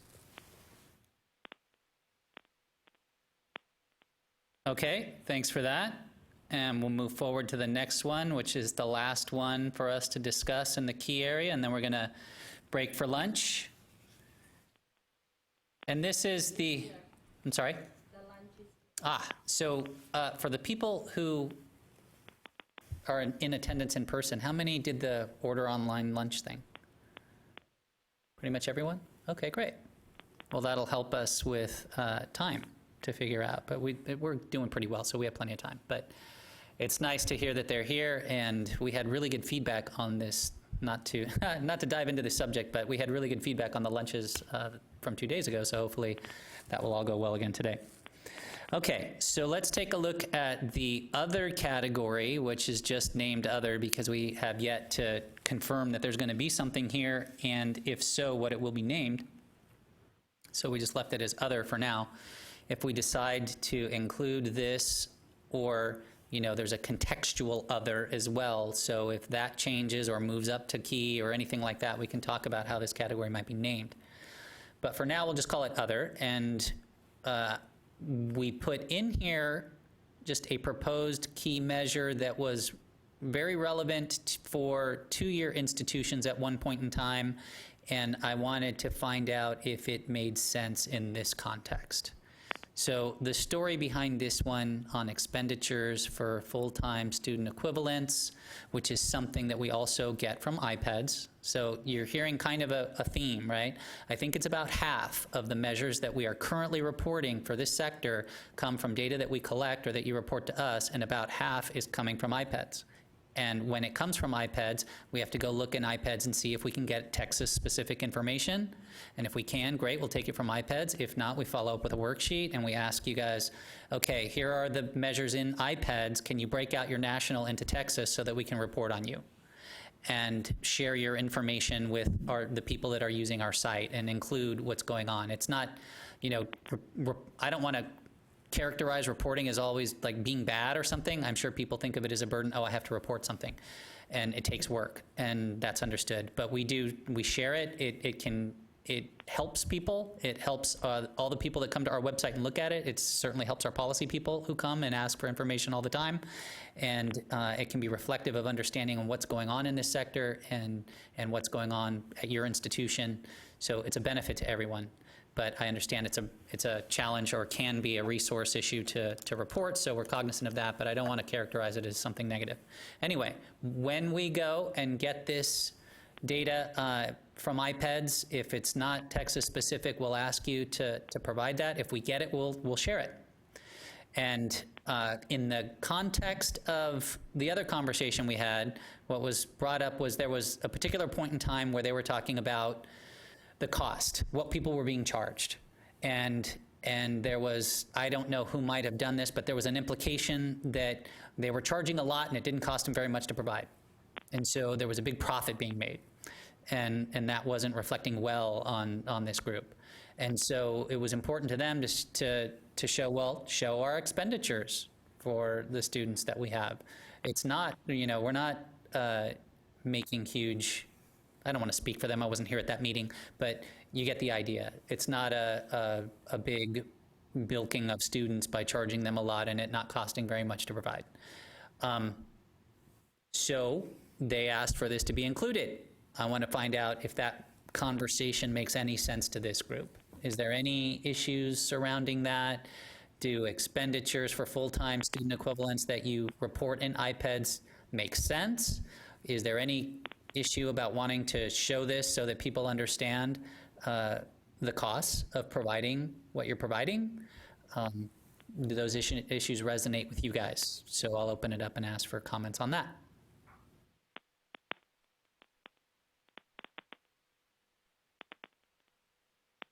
I'm going to take silence as sort of a no. It's not a big deal. Not any particular need to get this out there in front of people and make sure that they understand or anything like that.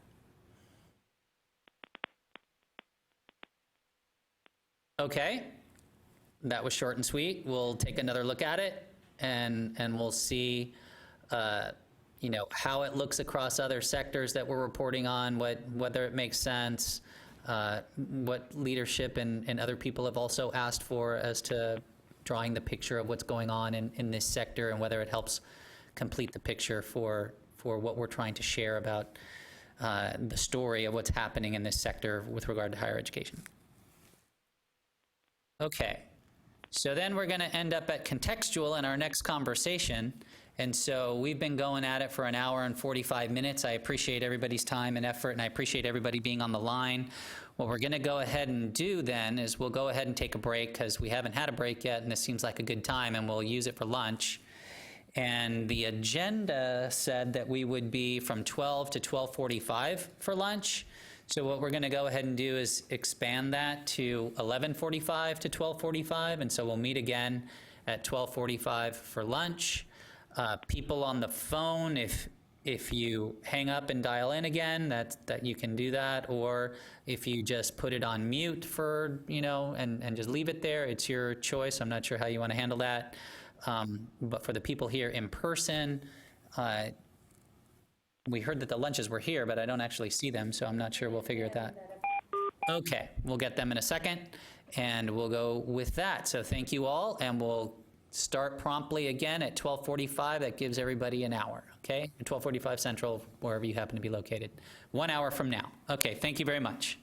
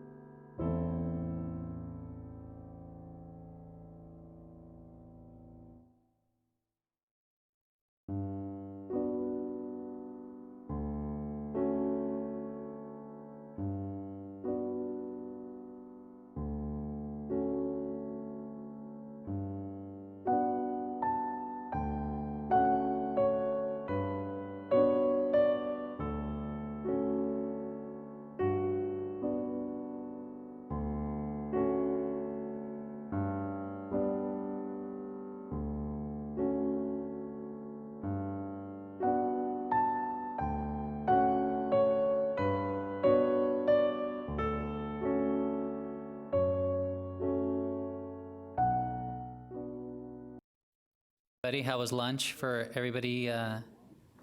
Enjoy the new lunch thing that we do where you can order in and that kind of thing? That's good. How about you guys? Alan, do you like yours? Did you get lunch? Okay. All of that was pretty good.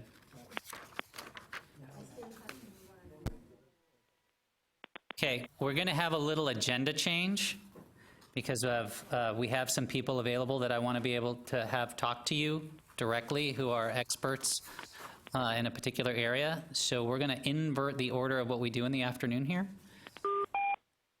And what we're going to do is we're going to move at this point to discussing the data reporting elements, changes that are happening there. One of those, if you have the handout that says data reporting on it, starts off on the first page by talking about current data reporting. I'm going to start off with going over that, and we're going to have our experts in the agency who understand SARA and the reporting that goes on with SARA come down at 1 o'clock, and they're going to talk to us directly about SARA reporting and how that may or may not be influencing what you choose to do in terms of reporting and how that process is working and what some of the changes that might be coming in the future are. Are we waiting for them? They're going to come at 1 o'clock. So I'm going to do the other I'm part. wondering if, I don't know how many people are online. I'm not sure, but right now I'm going to cover what we currently collect from you Yes, guys. I would like to get an input about that extra sheet that we sent. Yeah, we can do that when we have that conversation. Okay, so if you have the handout on data reporting, this will help kind of create some context for when we get to the SARA discussion and other stuff that we're going to discuss. So we'll start off. I'm going to change the PowerPoint slide. We'll come back to the contextual, discussing the contextual measures at the end, but we're going to flip over to data reporting. Okay, so right now, I wanted to just do a recap in case people didn't know kind of what the current state of affairs is in terms of data that we collect. So we collect, if you're operating in Texas under a certificate of authorization or a certificate of authority, and I know one of our attendees mentioned that they were under that situation and reporting to us. I think pretty much everybody in here is. Then we're collecting annual student data reports, the CBM 001 and the CBM 009, which are our basic enrollment and completion reports. I have to do these. I'm going to just check everybody online or listening remotely on the phone to ask that you mute unless you have a comment. And if you do have a comment, feel free to come through. So I think everybody is familiar. If you're not, there are a couple of reports that we ask that you submit to us annually. And that's what number one is up here, annual student data reports. It's the CBM 001, which covers enrollment issues, and the CBM, what we call the CBM 009 or CBM 9, and that covers completion. So we get enrollment and completion data, and then there's also additional information that doesn't have to do with my division, but has to do with our friends in academic quality and workforce, that there's information about annual compliance issues that you have to report to us. And I think Paul mentioned that earlier today. So those are two things. And then there's what I labeled on here as institutional level data. And that is a lot of the information that we go and get from IPEDS on you at an institutional level if it's been reported out in the way that we can identify what's relevant to Texas. And I think we talked at fair length about that.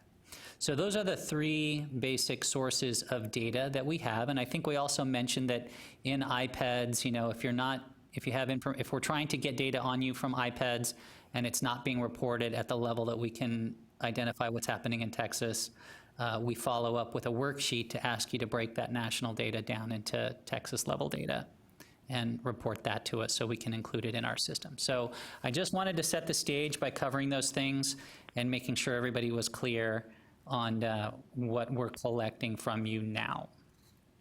And then the other thing that I wanted to cover was that there has been, and I wanted to make sure everybody knows about this, a change to the secure submission process for these CBM student reports that was initiated in May of this year. And so and I'm going to let Cliff talk about this for a second, but we've changed the method by which you're going to submit these for security purposes. So Cliff, why don't you go ahead and mention what's happening there? Okay, in the handout, there's a little paragraph that describes the change as well as a link, and then the new reporting manual and data reporting memo that will go out probably mid-October will identify this also. But basically, it's a move from a SFTP secure server to a secure web server, which the advantage of that is that for those of you that had to download software in order to be able to do this, we now have a web portal you can access directly from our website. So you can go directly to that. If you still like the software you used before, you can use it, but there are some new parameters you have to enter. So anyway, the one change though is your password, your username will remain the same, but you'll all be getting new passwords. So you'll need to contact me for your new password. And then I can also help you walk through any steps of the process that are new to you as well. So that's for this December 1 reporting. Okay, thanks, Cliff. So that'll be what's coming up for this reporting period. And in the handout is Cliff's contact information and phone number if you need to contact him and learn anything more about that. There's also a link there, and it's also on the slide here for where you can go for additional information on this change in the process of reporting. Any questions on that? Okay. So for those of you who are joining us or have joined us again on the phone, I just want to reiterate that we switched up the order in which we're talking about things to accommodate some of our staff who have expertise in reporting issues, who are going to come down at 1 o'clock to talk to us. And I wanted to make sure that you guys had the opportunity to hear from them directly as well as ask them questions. And so now we're covering data reporting instead of discussing the contextual measures that we'll return to as soon as we're through discussing data reporting. So far we've covered what we currently get, and we've covered the change to the new submission process for the CBM reports that we get. And we talked a little bit about the iPads and following up if we can't break out Texas information in iPads. So another issue that was raised, and I wanted to present to the group and hear about, and we'll start this conversation. It may get cut off if people show up at 1 o'clock to talk about Sarah, but we'll kind of lay the groundwork, and then maybe you can think about it while we're talking about Sarah, but so we don't waste time. So number 3 on the issue of data reporting is a possible change to reporting that was raised, and I'll tell you why, and we're considering it, and I wanted to gain feedback before anything was proposed or suggested or anything like that. So laying the groundwork, right now what we have with regard to your institutions and the 2 years that are also non-Texas public and career we have a timing reporting period misalignment with what we get from the public institution with regard to fall head count. So you do an annual reporting, and your reporting covers the period of September 1st to August 31st. And you can see that on the slide here. And I just noted the one for CBM 001 because that's the one that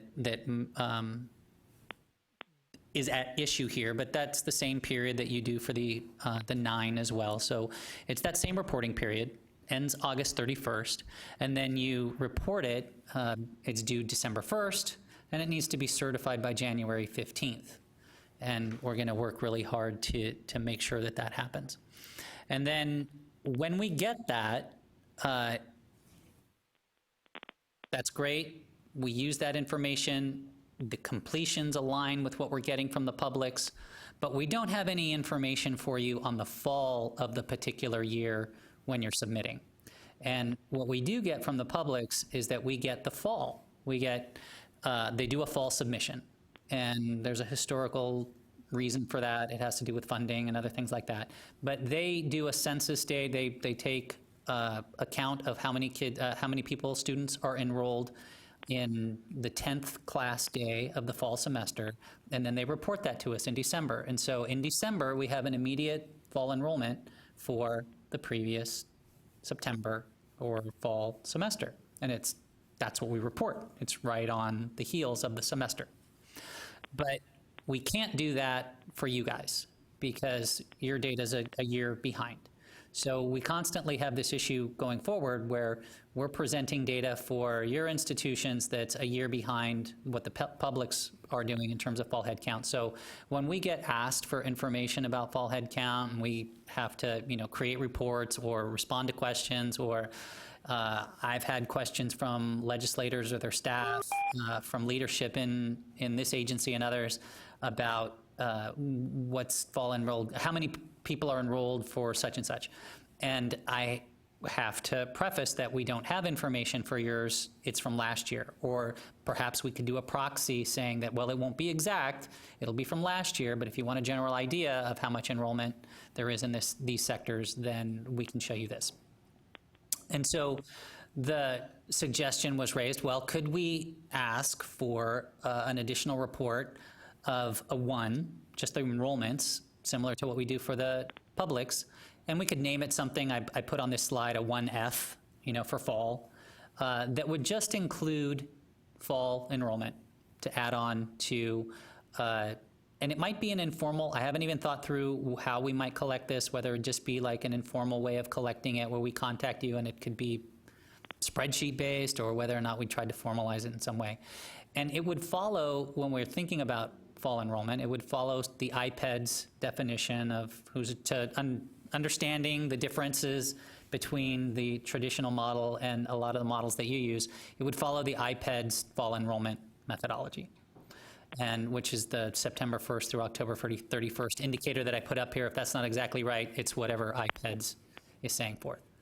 So I'm going to let you think about that for a little bit, because what I mentioned earlier still holds. We're very sensitive to reporting burdens and don't want to do that, but we wanted to talk about the advantage of having fall enrollment for you guys and being able to add that and make it in alignment with other sectors, and to be able to say, everybody's aligned, we report all these things at the same time, we can provide fall headcount reports that cover all our sectors, and so forth. And so think about that a little bit.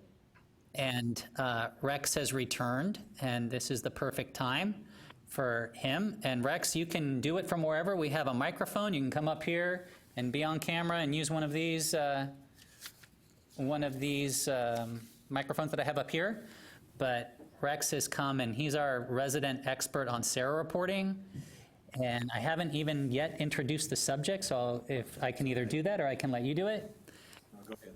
And okay, so now we're going to move. I'm going to put a pin in this one, like I mentioned, and let you guys think about what this additional reporting might mean, and we'll kind of let it sit in the back of your head and cook a little bit about whether or not it would be advantageous enough to do to use the extra resource to do.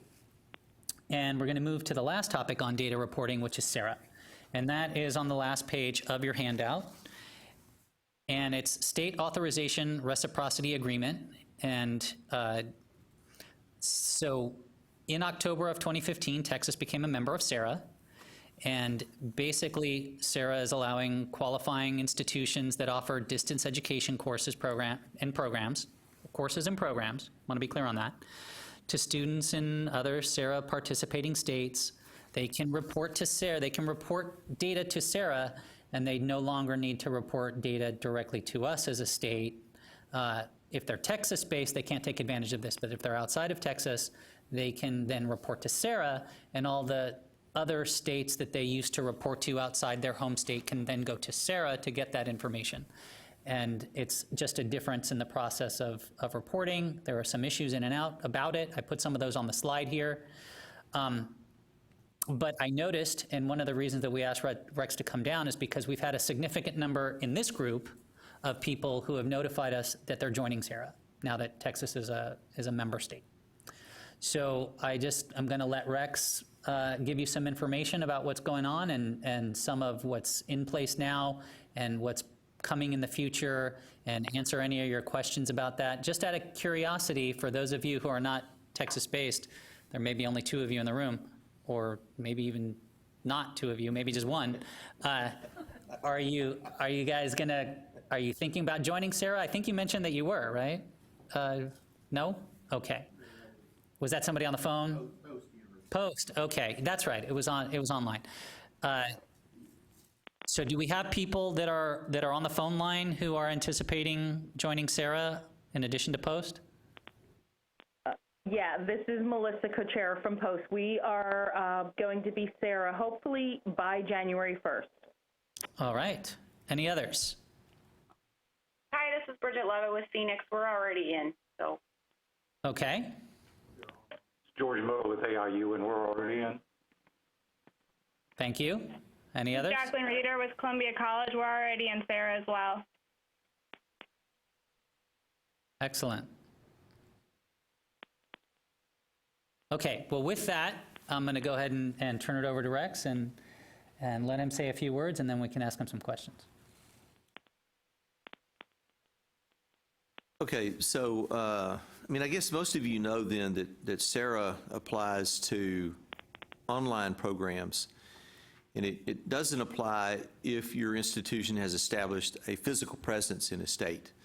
The exception to this is when you have students who come into another state for clinicals or practicums, and there are less than 10 students at a particular site.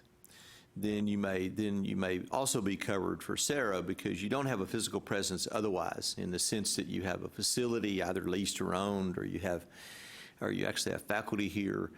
You may have someone who's providing some oversight for those clinical students, but that doesn't constitute a physical presence either. So the one exception to the otherwise sort of strictly an online programs or courses is this notion of having students come into a state for clinicals or internships or practicums of some sort where there are less than 10 students at a particular physical location. And otherwise, SARA regulations apply to it, and as Bill pointed out, part of what we will be losing as a result of this is that we'll lose some information given to us from out-of-state SARA institutions. Over the long run, we may gain some information, though, because for those of you that are already in SARA, then you know that what they collect right now is enrollment. But there has always been discussion about collecting more information in the future, and there's discussion underway currently about when and how to have institutions report things like completion data, for example, graduates in particular, along with enrollment data. All of that would be in the aggregate. There's been no discussion of reporting anything at a student level, so you would simply be reporting aggregate numbers to SARA, and then at that point, then it would be that information could or would be made available to the SARA states as well. So we may be able to use some of that in the future in connection to our own 60 by 30.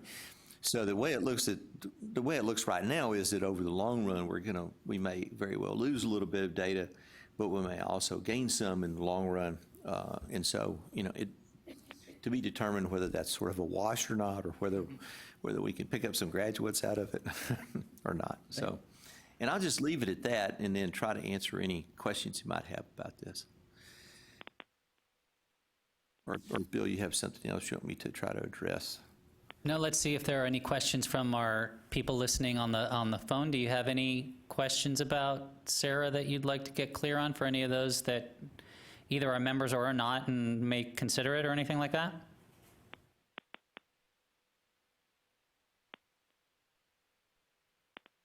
Okay, then I'll say a couple of things, and Rex, you can correct me if I'm wrong. But this is how we're looking at that. So in its first year, I guess, it's going on right now, right? So there'll be reporting of enrollment data for those people who have joined Sarah. That will become available at some point. I'm not sure exactly what date it is, and we'll have access to that enrollment data, and we'll use that enrollment data in our accountability system.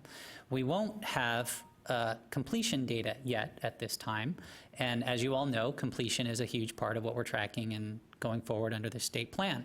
So hopefully that completion data will catch up and get into Sarah and be reported, and we'll be able to get it. But in the meantime, when we're not, one of the things that we're anticipating, and one of the things I wanted to put out to everyone, is that we may ask for your completions in the interim period. If you're a Sarah member and you're reporting in Sarah, we may ask through some informal method like a spreadsheet or something like that. I know that I've mentioned a spreadsheet a couple of times to gather additional information for you. We would coordinate all that, so it would be one effort. You wouldn't get multiple spreadsheets from us over time. We'd do this all at once. But if you're a Sarah member, we may ask that you insert Texas completions in this as well, so that we can continue to report on that in the interim until that hopefully becomes part of the Sarah process. And so we wanted just to find out any comments about that, any aversion or anything to that. We still want to be able to capture those completions and show them in our system. We don't want to look like we are dragging behind because all of a sudden we lost a significant number of completions that we thought we would have going forward, and then all of a sudden have a big pop when they do show up back again when this becomes part of Sarah. So any comments on that?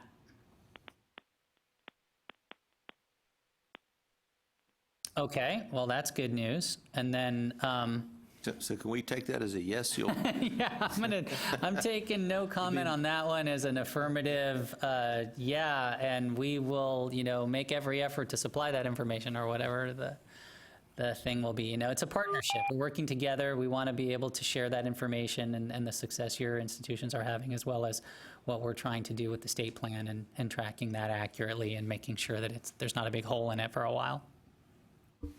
Yeah, and so to the extent that you could and would do that, we would certainly appreciate it. Yeah, I agree with that. And then, so one of the things that's interesting that will play out as this goes on is how it affects our reporting overall, right? So what does get added to Sarah reporting and what doesn't? And certainly, take, for example, the measure that we discussed earlier in the marketable skills area with working and enrolled, right? So for members of Sarah, if we don't have individual graduation information on students, then we can't very well track them to see how they're doing, whether they're working and enrolled later. So that's kind of a challenge that we'll have when that comes to pass. But at least we'll have aggregate counts on completion. So we'll have to see how some of this plays out. We don't know every nuance until it actually happens.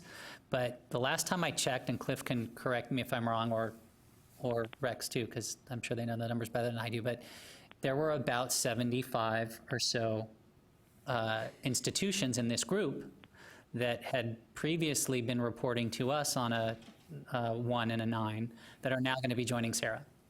So that's a fairly significant number of institutions. I didn't count up exactly how many completions, but we estimated in the low thousands, well, in between 8 and 10,000, something like that, of completions that we might not get reported on this year if we took those 75 institutions and we looked at how many completions they contributed last year.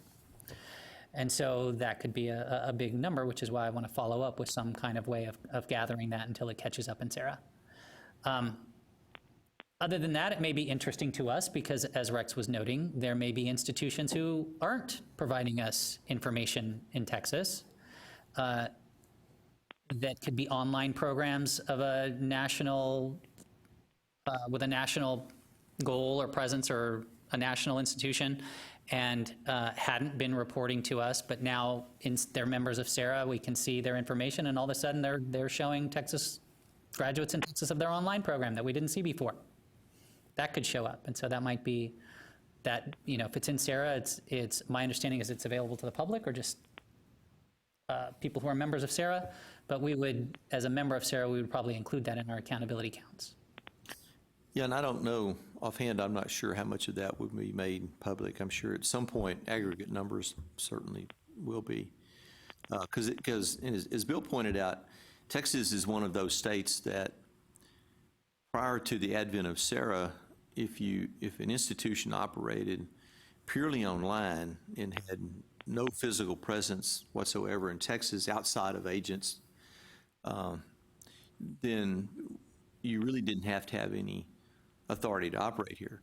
So while we lose something with SARA, we also pick up some information that we simply were not collecting before that we may have access to once SARA gets fully up and running and gets its database fully up to speed and that kind of thing with enrollments and completions and what have you. All right. There's nothing further on that. Maybe anybody, is there anybody on the phone who, not a member of SARA, but seriously considering it?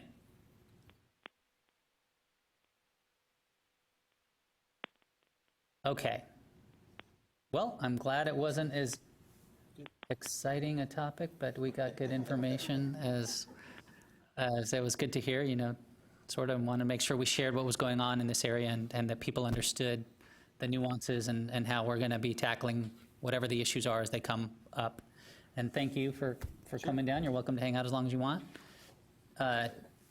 Either of you guys, Cliff or Gabriella, have any other final comments on this particular topic before we move back to contextual measures? Just one thing that probably not participating, it might apply to you if you haven't. So if you are a Texas-based institution that offer distance learning outside the state and you wanted to become a member of SARA, we are the agency for the home state for your institutions. And there in the handout, there's a link to our website for how you would apply for that and go through that process. So it wouldn't, you would still be required to do the reporting that we require, but it would, it might help you if you're involved in other states. Yeah, I guess that's a really good point. I kind of skimmed it, but I didn't really hit it hard. And that is that if you, and Will and Rex said it too, but if you have to qualify for SARA to get into it. And if you have a physical location or you don't meet that online distance ed type thing, then you do need to, you have reporting requirements to us based on the fact that you're in our state. But you may also have other reporting requirements to other states as well, and you might be able to join SARA to help with that reporting. Did you say international? I don't know the reach of SARA. No, SARA does not cover international. It strictly covers the 50 states. About, yeah, we are a SARA state. Yeah, the states, so states have to, so in order for the institution that has a reporting obligation to the state, in order for it to work, that they can join SARA and use this sort of centralized way of reporting and not have to report to every individual state they may have an obligation to, their home state needs to join. So Texas joined, I think the first thing I read was Texas joined in October of 2015. So, and you said 41 or so? There's states? 41, 42 states now involved in SARA.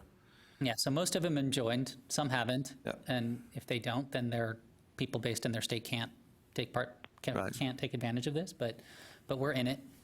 And Yeah, so, the next SARA steering committee meeting will be held in October, and I believe, I saw the agenda the other day, and I think there's at least 2 more states that have applications that will be considered then.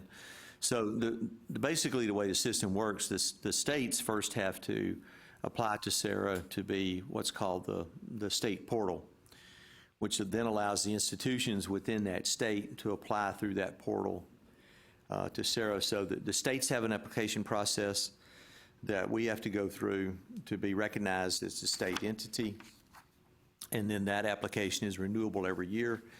And so in fact, our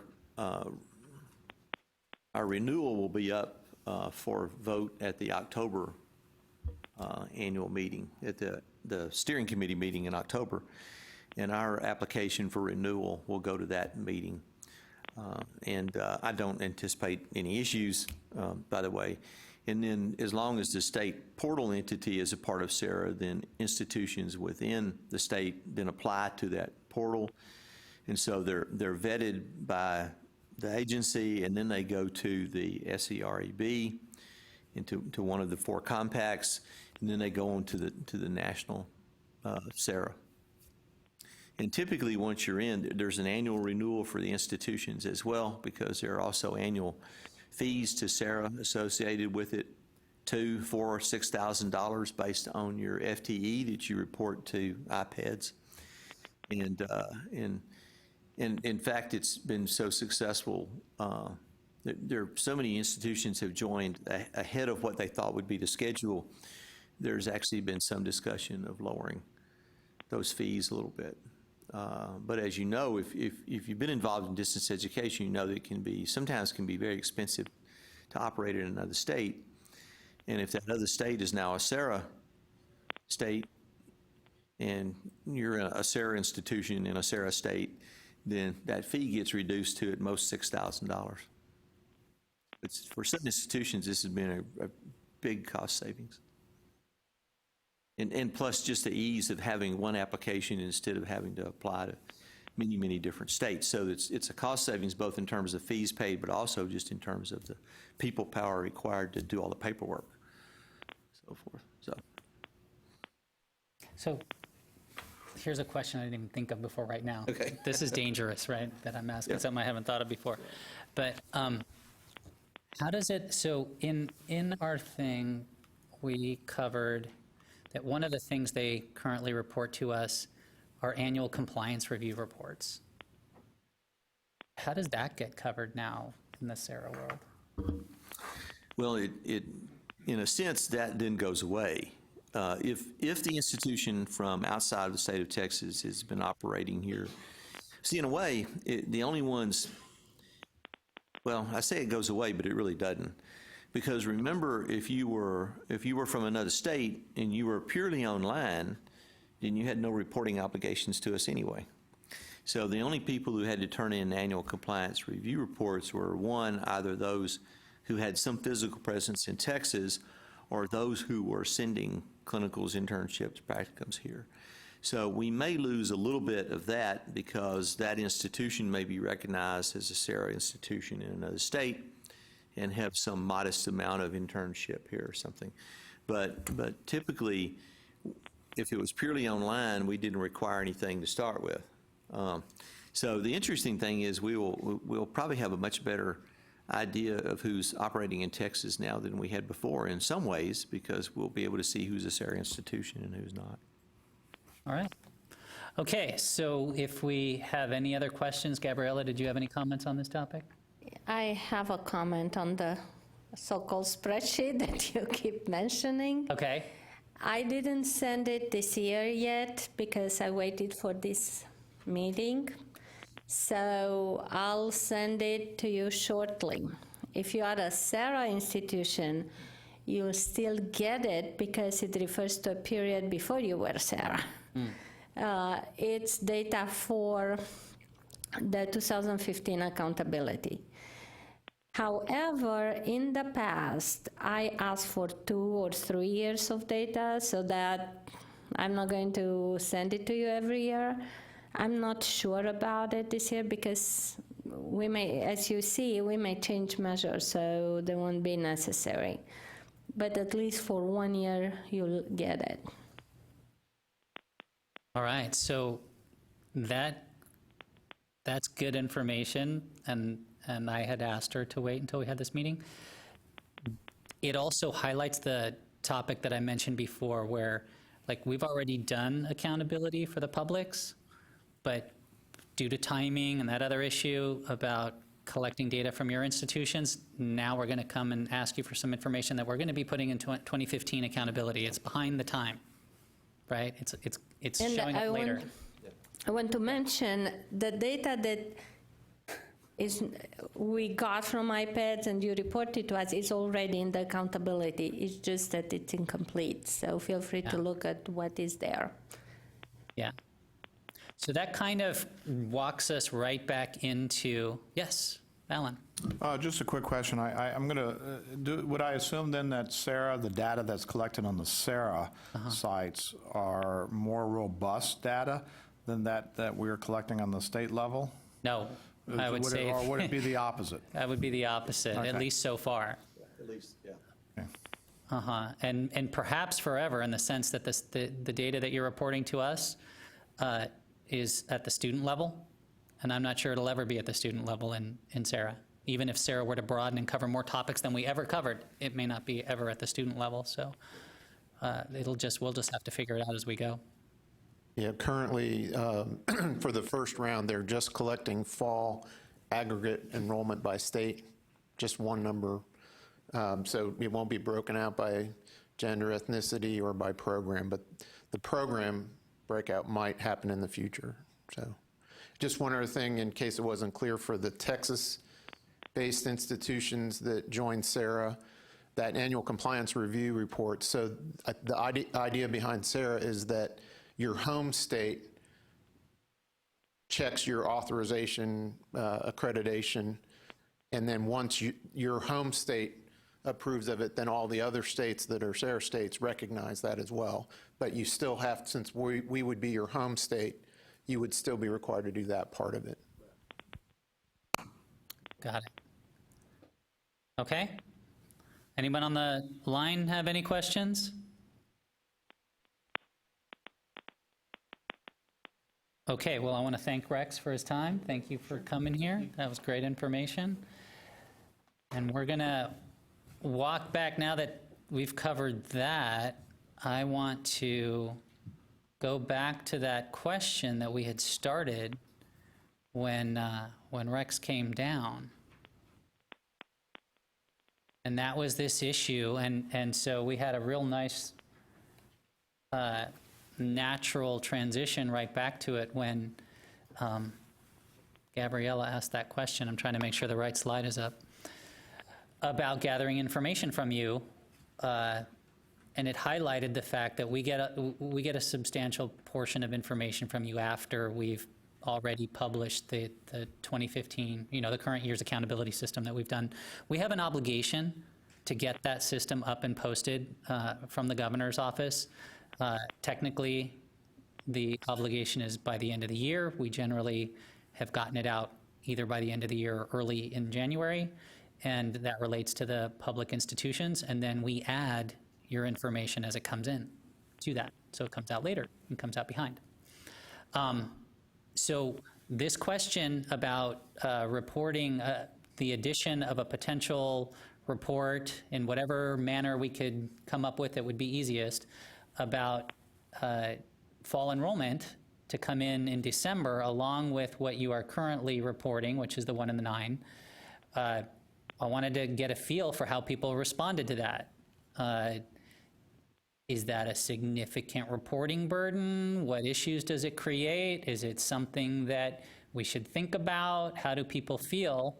Again, it would allow us to align your fall head count with all our other sectors and keep you up to date and keep the system up to date, but it would be an additional report that would be happening at the same time that you're turning in the 1 and the 9, and I wanted to hear from people on how they felt about that. Any comments? Any comments from folks on the phone? Hi, this is Bridget Lovett again with Phoenix, and I think I can probably speak for most institutions when I think folks don't want to double report for data that we're already reporting and that, to other places like IPIDS, for example, to try to create a whole nother formula for reporting it can be a little bit burdensome. But I think there's a way to align the reporting and get it done in a way that's more meaningful. And that's why I really think it's a better way. Probably for most institutions when Okay, so I think maybe we have two people talking at the same time, or there's an echo. I'm not really sure which way it's happening. But who was making that comment? Would you say who it was again? Hi, this is with Bridget Lovett with Phoenix. Okay, Bridget Lovett with Phoenix. So what were you about to present an idea for how we could make this less burdensome but still gather this information, or was it an idea that you have that we could do that? So I think we have two people talking at the same time, or there's an echo. I'm not really sure which way. Okay, that's me. But Okay, so what that usually is somebody's not muted who's listening to us, and then it comes through their phone line a few seconds later, and we hear it as an echo. So if everyone could check and make sure that they're muted. And Bridget? Yes. Okay. Good. So now we'll follow up on that comment. I didn't quite catch, maybe because I heard the echo starting in. Were you going to suggest a possibility, or were you thinking that it could be worked out? Well, I don't have a suggestion because that's not really my area of expertise, but Okay. I think also the folks from Post had suggested it as well. I think it would be a good conversation In this to have with reporting, our- you had talked about needing to get him. good. Now we'll follow up on that comment. I didn't quite catch. Okay, one last time, I'm going to ask people to mute their phone unless they have a comment that they want to jump in on. Okay, somebody started to make a comment. I couldn't recognize who it was, but it wasn't Bridget. Do you want to go ahead and make that comment now?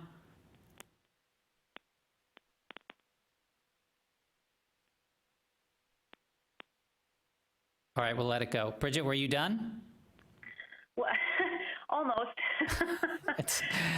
I just wanted to suggest that I think it would be a good idea to actually maybe have another follow-up meeting just with the folks that actually do the data reporting, the ones who are actually crunching the numbers, to see how we could better align. Because I'm sure there's a way to do it. I just don't have the expertise because I'm not the person that actually gets the numbers. Okay. This is Carl And they may Johnson have some from really good Arlington Baptist suggestions for how to College. do that. Okay. Carl, you want to go ahead?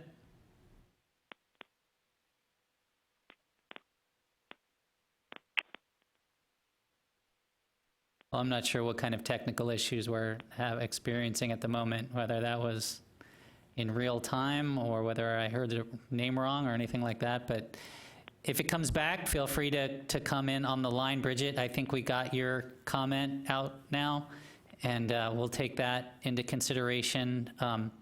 It would be useful to have... The question I have, in the giving of the data, you indicated that lawmakers want more information. Does it... We're experiencing at the moment, whether that was Can that be... real time or whether I heard the name wrong or anything like that. But if it comes back, feel free to come in on the line, Bridget. I think we got your comment out now, and we'll take that into consideration. It would be useful to have... The question I have, in the giving of the data, you indicated that lawmakers want more information. Do you need all the information, or can you just do head counts? It would just be fall head count. Bill, let me just ask, could they do aggregate information, or would you need student level? Let me ask a question of Diane. When we do fall head count, is there anything magical that we need to do by student, or can we just report aggregate numbers?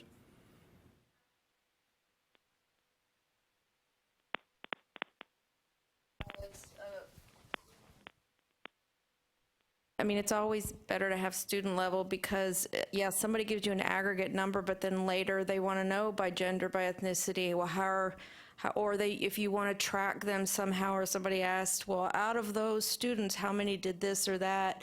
You would never be able to do anything with that other than just that aggregate number. That's... Okay.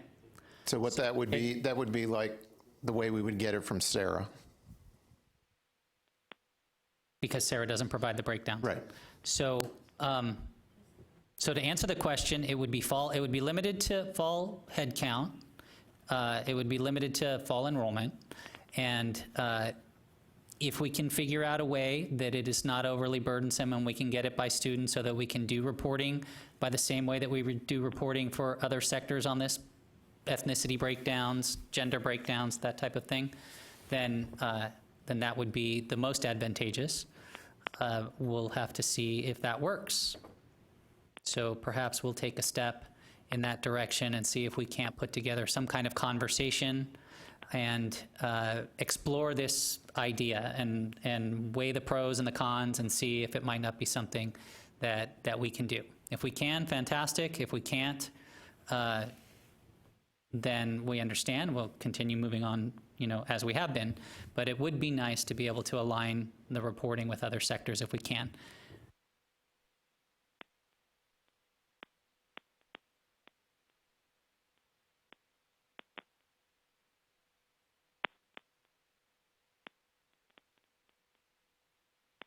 Okay, so what we've learned is that for that echo that comes through where it sounds like a repeat of something that's been said a few seconds earlier, if you're both on the phone and listening to something coming through the computer, you want to turn off the sound from the computer when you want to make your comment, and then we won't hear what's coming through your computer through the phone line, and it won't sound like an echo.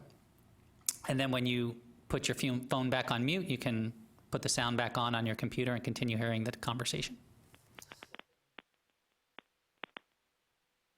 Okay. Yeah, internet's running several second delays, I've been told, so that's how that's going down. Okay, so I think we're through this now, and we're through the data reporting segment that we wanted to cover, and we've gotten good information, and we may continue on with conversations in certain areas if necessary and see what we can do, but we wanted to cover some of these topics, make you aware of the new secure reporting process, make you aware of SARA, open up this discussion on potentially aligning the fall headcount with other sectors, and see where that went, and we'll follow up as necessary on each of those. Now what we're going to do, let's see, it's 1:30, so we've been going for about 40 minutes, so I think we're okay. And I don't think it'll take us too long to do this next segment. But we'll start it and we'll see, and if we need a break at some point in time, then we'll just take one. So the next segment is going to be discussing the proposed contextual measures. So, for those of you, and when we get to the end of this, I'm going to ask Gabriella to do something that I thought was really helpful the last time we did this, and that's to do a little presentation of accountability so that it's not a conceptual idea for people who haven't gone there and tried the site and seen what it looks like, and go through some issues with that and show you some things. But in terms of just measures, the way that the current system is broken down is that it presents what's key, and then it has an area below what's key for what is they call contextual. And when I first came here, I had to kind of understand what that meant. It's not complicated. It is exactly what it sounds like, but it's weird because it just doesn't stand out as being intuitive. Key is obviously key, important. This is what we want to show about the information. Contextual arose over the idea that key may not tell the full picture of what's going on at our university or our institution. And so we want to provide some context for people to understand what's happening here. And so contextual measures rose up that way. And they got the name contextual. So they help provide context. So we'll go ahead and use that same method of discussing these, although we're not necessarily going to carry forward in the new system the words key and contextual and separate them that way. Basically, we're going to kind of avoid that discussion, and we're going to present what's key, and what's contextual is going to be available but not upfront presented. And you can kind of see that that kind of works the same way in the current system. It's just not as easy as it will be in the new one. So in terms of what was key under completion, we were tracking what was, and you can go to your spreadsheet handout now and use that one because it'll show you on one page. It's the third and final page. So the second page was the proposed key measures. The third page is the proposed contextual measures. So this is here for your reference as well as your measures and definitions document in case we need to look at any of the methodologies for how any of these are calculated. And with regard to completion, we had the things tracking the plan. So we had completions by the breakouts. We had the high school to higher ed enrollment, which is in the plan. And then the only other two items that we had were fall headcount enrollment, which we talked about, also potentially adding annual unduplicated to better represent what's going on here. And we had graduation rates, and that was it. And now in contextual, which are things that would be available in the system but not presented up front in a table, somebody would have to click on something to see this. We have some that we're proposing, some of which are just carrying through from things that have been reported in the past. Some are very traditional, and then a few are items for us to discuss that are new. So right up front, students receiving Pell. So this is something that we've been reporting before. We get it from iPads. It's been in the system. You report it to iPads. If it's broken out by Texas and iPads, we get it from there. If not, we ask you to provide it. Pretty straightforward. In our terms, economically disadvantaged is defined by students receiving Pell, so that kind of helps with our completion target of economically disadvantaged students. Even though we can't track that for you, we can track or present how many students are receiving Pell.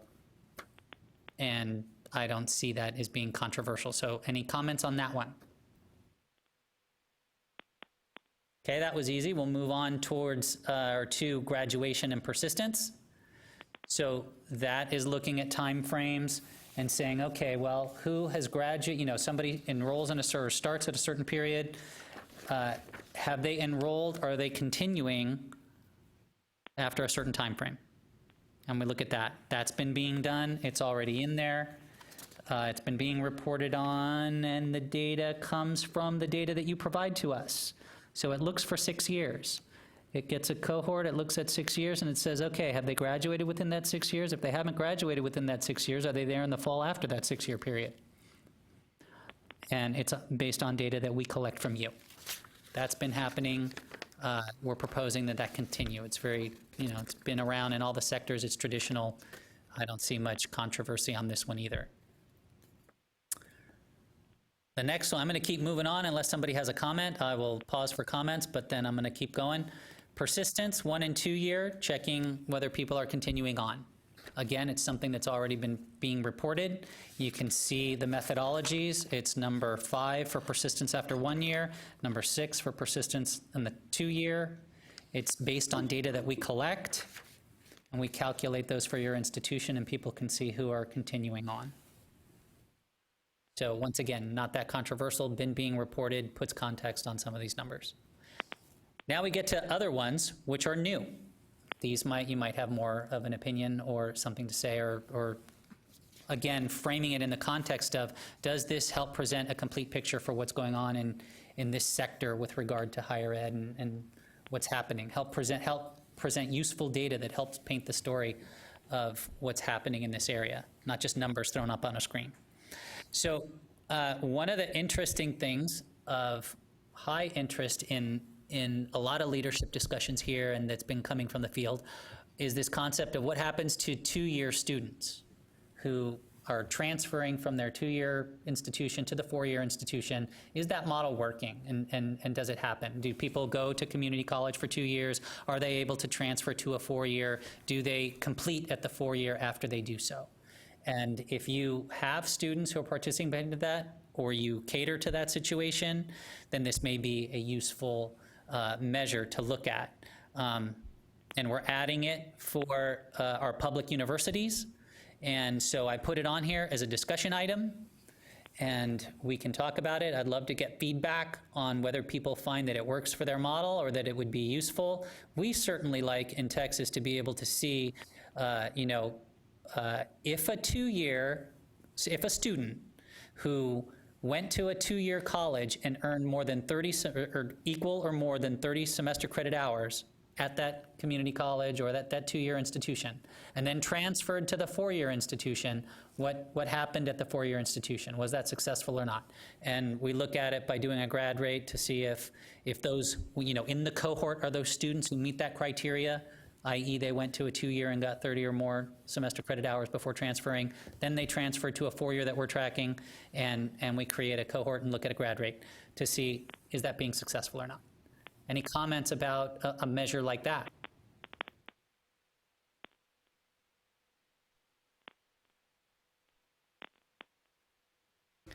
I think I have a question here. Sure. This measure is based on the fact that lower level courses, general academic courses, are transferable from the 2-year to the 4-year public institutions. Do you accept those courses in your programs? So are they transfer courses? Yeah, I'm sure you guys have heard discussion about the challenge that people have when, or the nightmare story of somebody who went to a 2-year institution and took a bunch of courses and then went to a 4-year and found out that like half of them didn't count or weren't given credit for. So there are lots of people in the state working on this issue, trying to align things, make sure that people get credit for the courses that they take at 2-year institutions. But is there anybody who has a comment on that general issue? Do you know, do people get credit for what they do at 2 years when they come to your 4-year? Is that not? I can see you're nodding your head, so we got one. Is that part of your model? I mean, are you interested in students coming from 2 years? Do they come? Do you have high numbers, low numbers of that? When they do they get credit? Sorry. Yeah, no. My personal experience is my son, he just graduated from high school. Yeah. Well, during high school study, he actually took 30 credits hours at community college. Yep. And UT says 30 is maximum. Yep. You can no more than 30. Of course, he took more than 30, and they say we can only take 30. Yeah. So that's why each school, I think, have to decide how many hours you can take. So for Yeah. degree program, they require. But do your school accept them as part of the program? Yeah, 60-hour credit. Yeah, we accept 60. Yeah, our school. Yeah. Do you have any information on how often students come where it's like, okay, this course didn't meet our requirements, so it doesn't count? Like, are there issues with that? Yeah, we have to actually analyze the course contents usually, the descriptions, upper level or lower level. Have to have a special requirements, like general ed, you have certain courses, different categories, so we have to look at. You cannot just focus on one area, so. Sure. Do you have, I don't expect you to have it right on the spot. You didn't know I was going to ask this question or anything, but do you generally track these students as a population to see if these 2-year transfers are making it through and graduating in a Yeah, we have certain a amount of few time? very successful examples. When they transfer to our school, they got a GPA 4, all the way to the end, and then they finish the program, get their license. Yeah. Okay. Any other comments on this? Okay. Any comments from anyone listening on the phone on this type of measure or this type of information being presented? Hi, this is Bridget again. Yeah, we actually, our transfer policy is pretty generous as well. I mean, we don't really have a whole lot of issues accepting credits from a regionally or nationally accredited institution. I think the bigger issue comes, and we've seen this nationally too, with public institutions, with public community colleges accepting, or public 4 years accepting credits from their public community colleges. But we also tend to do several articulation agreements with schools, which makes things a lot easier. So we actually go through a whole evaluation by institutions that we have agreements with to make sure everything is acceptable. And so students understand when they're taking a course that, if they do, it'll be equivalent to something that will count if they come here for a 4-year degree. Okay, thank you.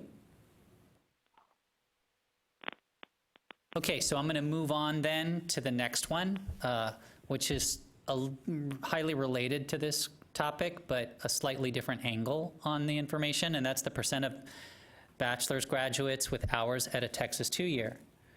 So this is just looking at this is helpful for our state by looking at the graduates and see, it's not good or bad to have a high number in here. It's just how many had hours at a 2-year institution of, let's say that I'm just going to make up a number, you have 1,000 graduates this year. How many of those had hours at a Texas 2-year institution? And this was something that leadership was interested in.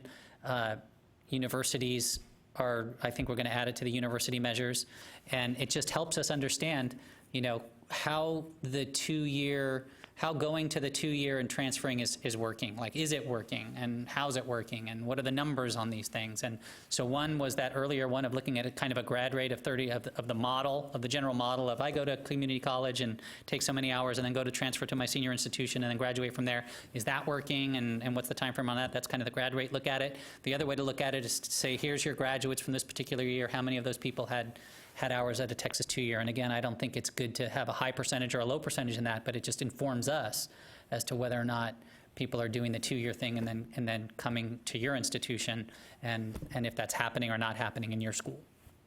And so people can get a sense of how the 2-year to 4-year thing works in institutions by seeing whether these numbers are high or low or what they are, not that it's good or bad. Does that make sense? On this one, on 5. Okay, any comments about that?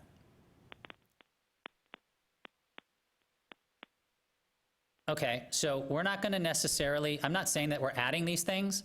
I put them on here as proposed for us to discuss. They're really, I'm going to take it forward to leadership. I'm going to say that people, understood the measure and didn't, I don't think it was a hot topic one way or the other for the group. They understood kind of the interest in the 2-year to 4-year thing and taking a look at it. They may or may not end up in what we finally do. We'll do more analysis on how well that works for this group and whether or not it would be useful to do any kind of comparisons to other groups or basically to public universities to see how things are different in the 2 sectors and whether that's meaningful or worthwhile. The last one on this is graduates as a % of total enrollment. And this was raised by another sector as something that they had interest in because of the nature of their student body. And the issue for them was that grad rates generally didn't track well for their student body because somebody may get put into a cohort that we start tracking because they were first-time, full-time when they started, but the nature of their school is that people go slower. They either take semesters off, or they go part-time, or they do other things where they don't necessarily come out in the 4-year or 5-year or even 6-year time frame that we look at, and it looks like they have a low grad rate. And they say, well, that's not really reflective of the way our students come to our program or go through our program successfully.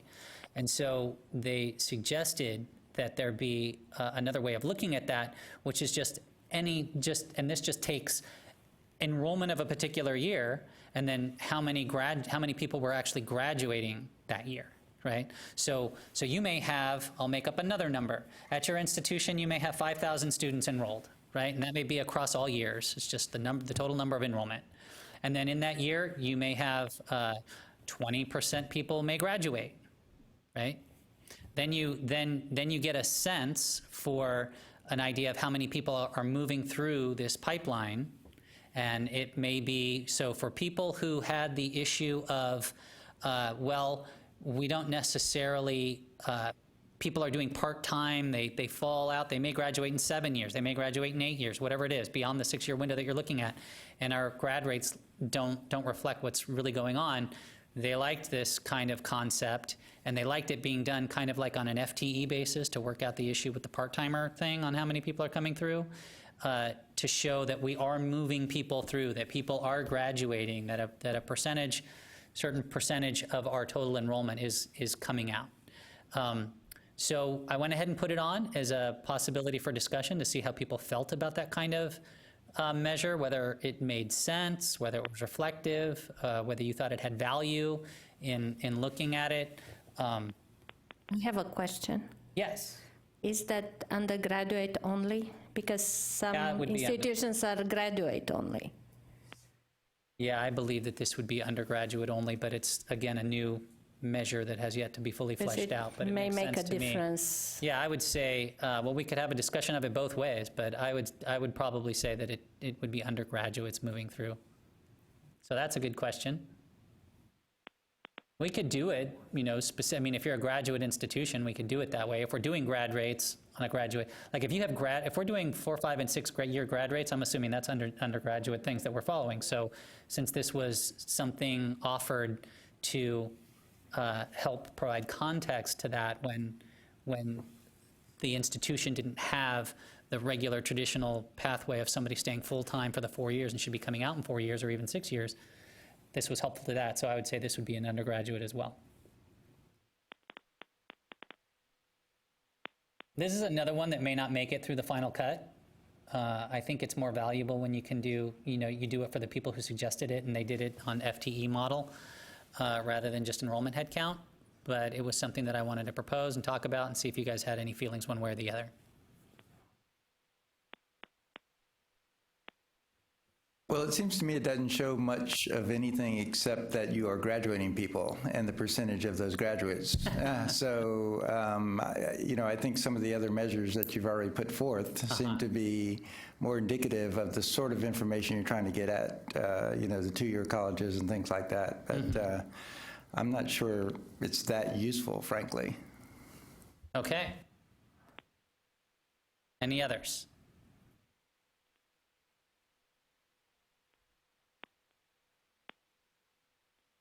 All right, we'll move on then. Thank you for your comments on that. Marketable skills. Okay, so this brings up kind of 2 conversations at the same time. First of all is this idea of, so within marketable skills, so there's information that you're already reporting to us, or have the opportunity to, I should say, right? This is, I said that there were 2 conversations about to happen here. And that's the second one. The first one is let's just nail down whether this is a relevant piece of information. And I think it is, but and it's already built into the system. But it's licensure pass rate. And if you look at, see what number it is in the definitions here, because it already exists. And I want to mention that it's the interest in the number of licensures and certifications that students take. It's very high. Yeah. From the governor's office and other firms. So they want to know that students take it. So keep that in mind. Yeah, so these are for programs where a graduate, you know, is required to pass some kind of licensure exam, or perhaps also it might be expanded to certificates as well. It's number 18 on the existing measures and definitions handout that you have. And you can see the methodology there. And it's basically that methodology, it's the idea of trying to capture, if students need a license, let's expand it for the purposes of this conversation to say, or a certificate, and they go and they take the exam, are they passing it, right? And basically it's reflective on whether they were prepared to pass it or not. And so, as Gabriella mentioned, the governor's office has a big interest in this. We've put it under marketable skills because it tends to reflect the job. I want to have a discussion here. This particular measure here was for excellence. And it was discussed at that time that an excellence means if the pass rate is over 90% for 3 consecutive years. So if we are talking about number of licensures or for programs, so in other words, not all the programs would have been included here using this methodology versus just report all the programs that have a licensure or certification with their pass rate, no matter how high that pass rate is. For example, if you had a nursing that is 90, 89, 90, that wouldn't have been here with this methodology. So I think that's another discussion. Personally, not being excellence anymore, but marketable skills, I think all your licenses and certifications should be included when you enter this data, not just the ones with a very high pass rate. But that's me. Okay, so does that make sense? Because it's, I think Gabriella already said it, but it was in a different goal that was, yeah, the purpose was different. Under the old plan, it was excellence that we were looking at, so we might modify this methodology. Go ahead, Carol. Well, I'd like for you to keep in mind that Texas Health and Science University is probably one of your unique institutions. And because of that, I do not believe that the methodology that you just discussed will work for us. For example, well, just the general licensure following graduation. And the reason it will not is because we have students that begin the Masters of Science, and they complete enough hours in the process of working on their master's to gain a bachelor's degree. Now, most of those students do not stop school as soon as they get their bachelor's degree. They continue to stay enrolled because they are attempting to receive their master's so that they can take their national boards in acupuncture and oriental medicine and herbology. When you complete that and you get that degree, again, that's not a good time to track any of these metrics really, other than you have the degree, because at that point then there is a cost involved in applying for the national boards to just say, hey, I'd like an opportunity once I save money to take these tests. And in some cases, because of the economic hardships of the students, they may not pass all of the required boards nationally for 4 years. So how do you track this? You see what I'm saying? I think it's a misunderstanding. Okay. We are not talking about, let's say, we are 2015 year, right?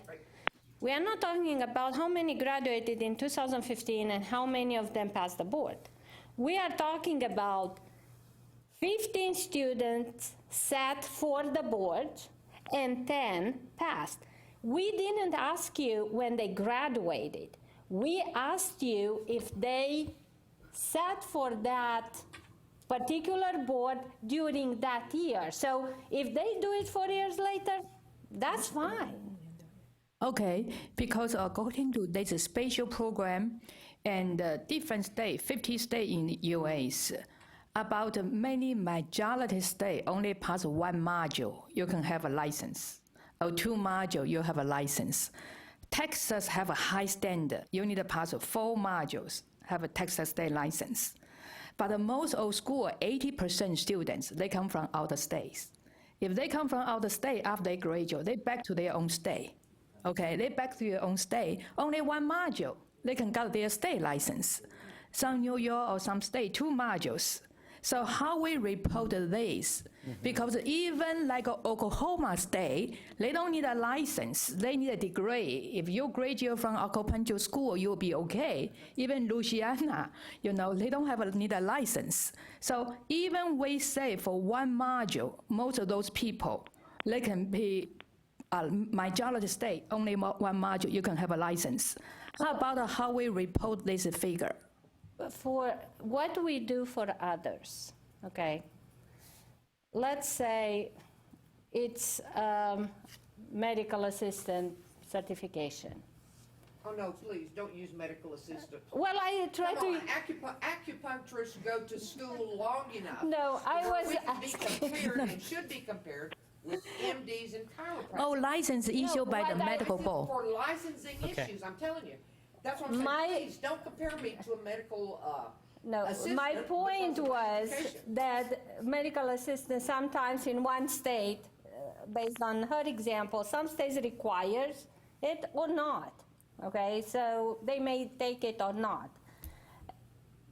For us, in other situations, like if there are different modules, we tell them to give us when that license is complete.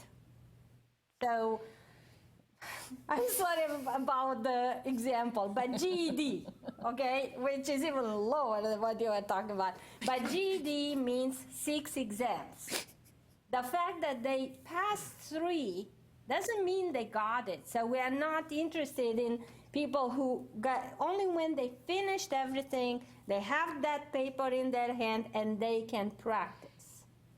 If a module means, maybe not a license, maybe it's a certification that allows them to do whatever that allows them to do with it, then you can report it.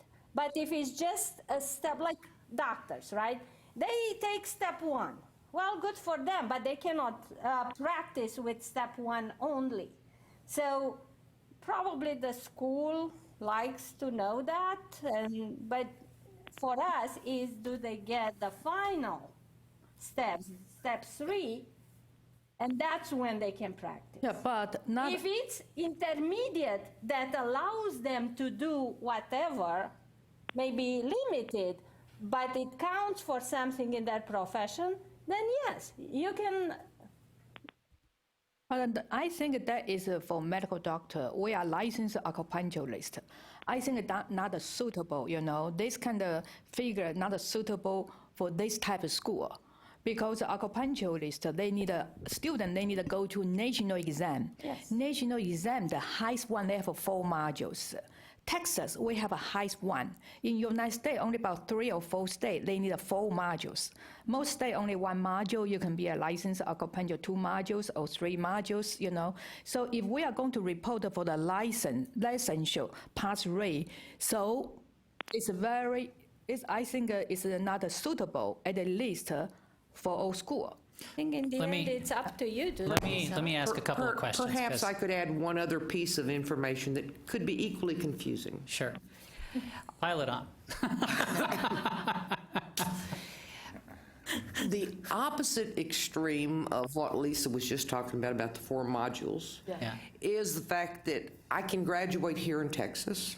I can decide I want to take 0 national exams, and I can move across the border into Oklahoma, okay, with no exams, set up my own practice, and be called, Dr. Soulsby, because their state law allows that. Now, the question is if I did that, would that be reportable? No. No. See, but then that skews the Again, we are the not answers. asking what percentage of your graduates pass the licensure. We are asking how many of the people who attempted the licensure actually passed it. In your example, you, as a graduate that don't need the license, don't even attempt. So you are not in this calculation at all. Yeah. Let me ask if I can Yes. say a couple of things that I've learned out of listening to this conversation. One is, and I think that there's some value in thinking about the concept of if you have to take some kind of exam for a license or whatever, and then if I don't use the right words, we can correct them.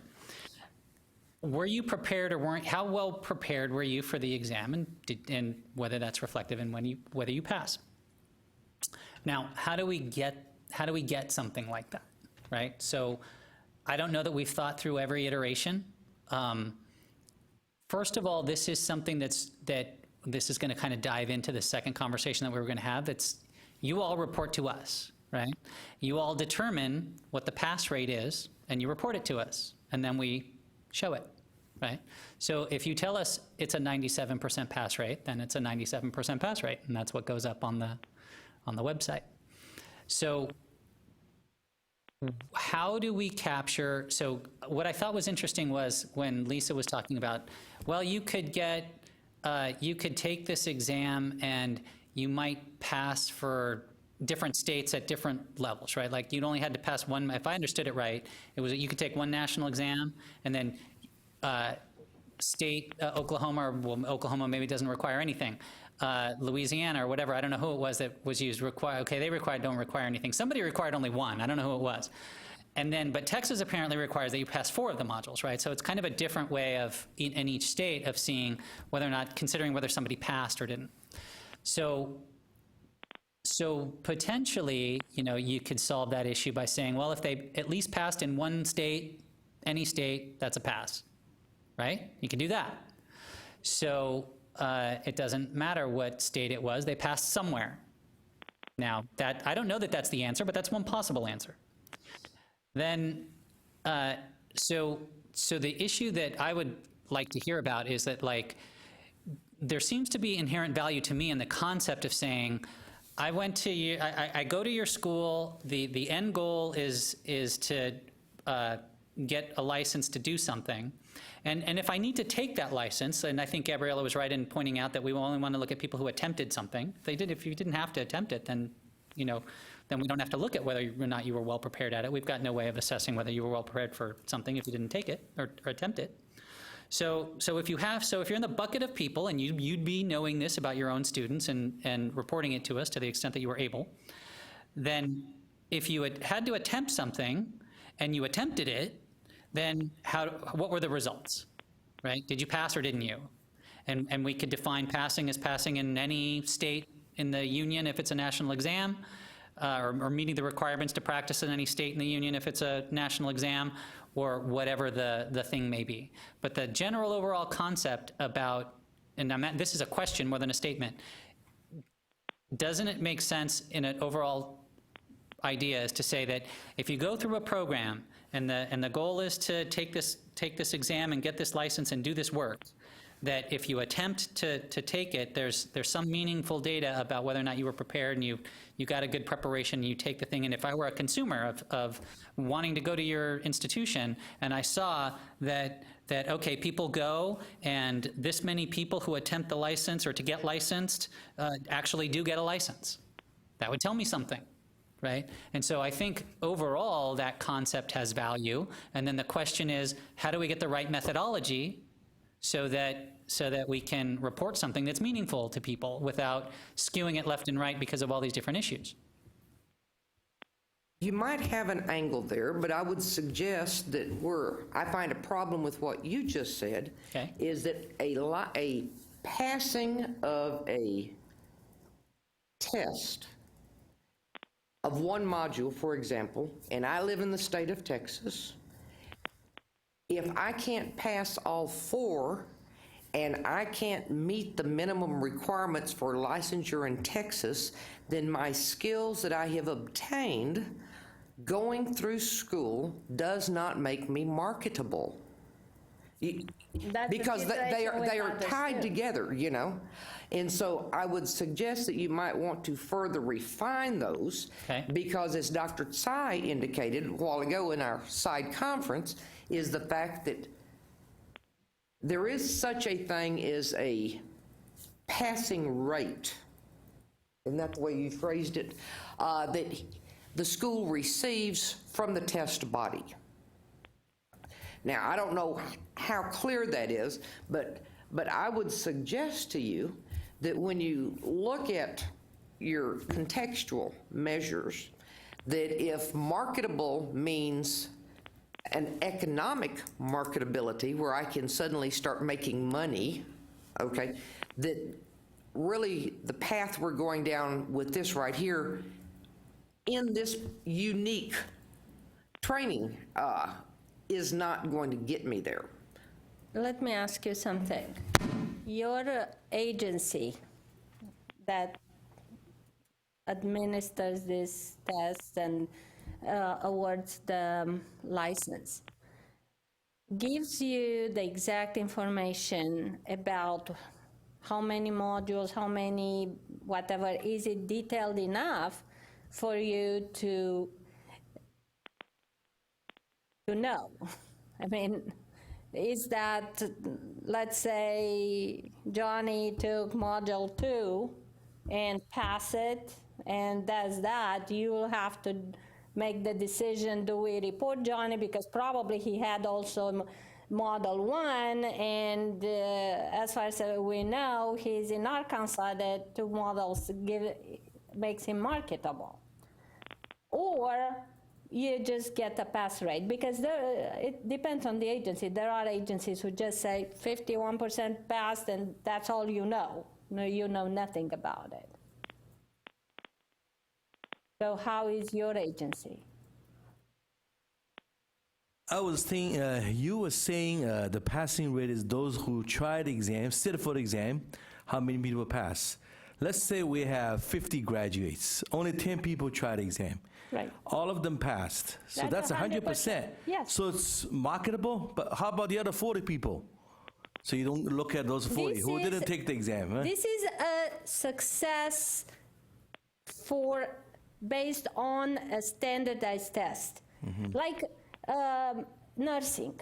In the end, they may be able to be nurses, but if they don't pass that test, having the license, who cares how long they went to school and how good they are? They cannot work as nurses. The nurse, yeah, you're right. So, I mean, that's how it is. I'm not saying it's the right thing or not, but that's how it is. And I don't think that there's any intent to comment on the other 40 in this measure, right? It doesn't mean that people who didn't take, it doesn't say anything about people who don't take the exam, okay. take an exam. It's just that if 10 people did, are you able to say whether they were successful or not? And that helps people understand how prepared they were for the exam. If I go here, what's the pass rate on these? And we all know that every exam that you could take has individual issues. Did they study enough, or is that their problem, or were they sick that day, or whatever those issues are. But that's true of everything. Okay. So the idea is trying to capture how do they do on that exam, and if we can put together a methodology that works and is representative, then you can use that methodology to calculate for your institution what that pass rate is, and we can let people know what that is, and they can see. If I go to Texas Health and Science University and I want to become a whatever it is that you have that needs a licensure exam, and I want to practice in Texas, and or I could pick any state, but anyone that, if I was a student that was super well knowledgeable at the topic, I might say, well, I'm going to Oklahoma because I don't have to take a test, and so I'll go do it there and I'll be fine. Whatever, maybe I could do that. But as far as like looking at it and I think, okay, I've got to take a licensing test when I get to the end of this, how are people doing that come out of this institution? And you could see something. And it would be meaningful, and it would be reflective, and it would be some, close to as accurate as we can get given the limitations that we have, but it would be some information for people to be able to use. And if we can get to a methodology that people are comfortable that it's well constructed, then we can do that. I never heard anybody being worried about 100% pass rate. Yeah. The problem is if you have 10 people and only 2 pass, now that would be questionable, and questions asked about how you prepare them. But 100%, we had programs reported like 1 person attempted, 1 person passed 100%, but in the end it was 1 person. Yeah. But that's how it is. It seems that these marketing issues are beneficial in terms of accreditation and proving that our institutions are doing what they say. But in terms of the 60-30 goal, the fact that we are producing good graduates doesn't guarantee that we're going to have good graduates in Texas, because they can go anywhere. And the data of that many graduating doesn't guarantee.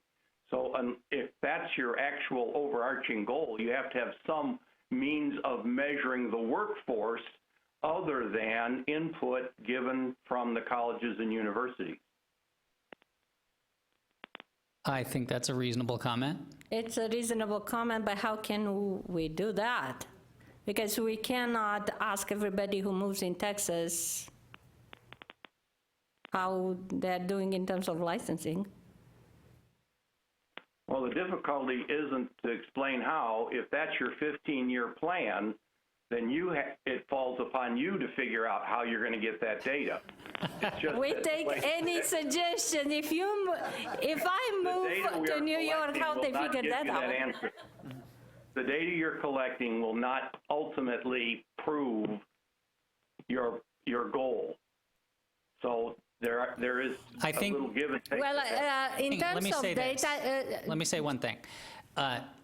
this somewhat hits on the topic that I explained early on, and that is accountability is not necessarily just tracking the plan. And there are things inside the plan that are not inside accountability.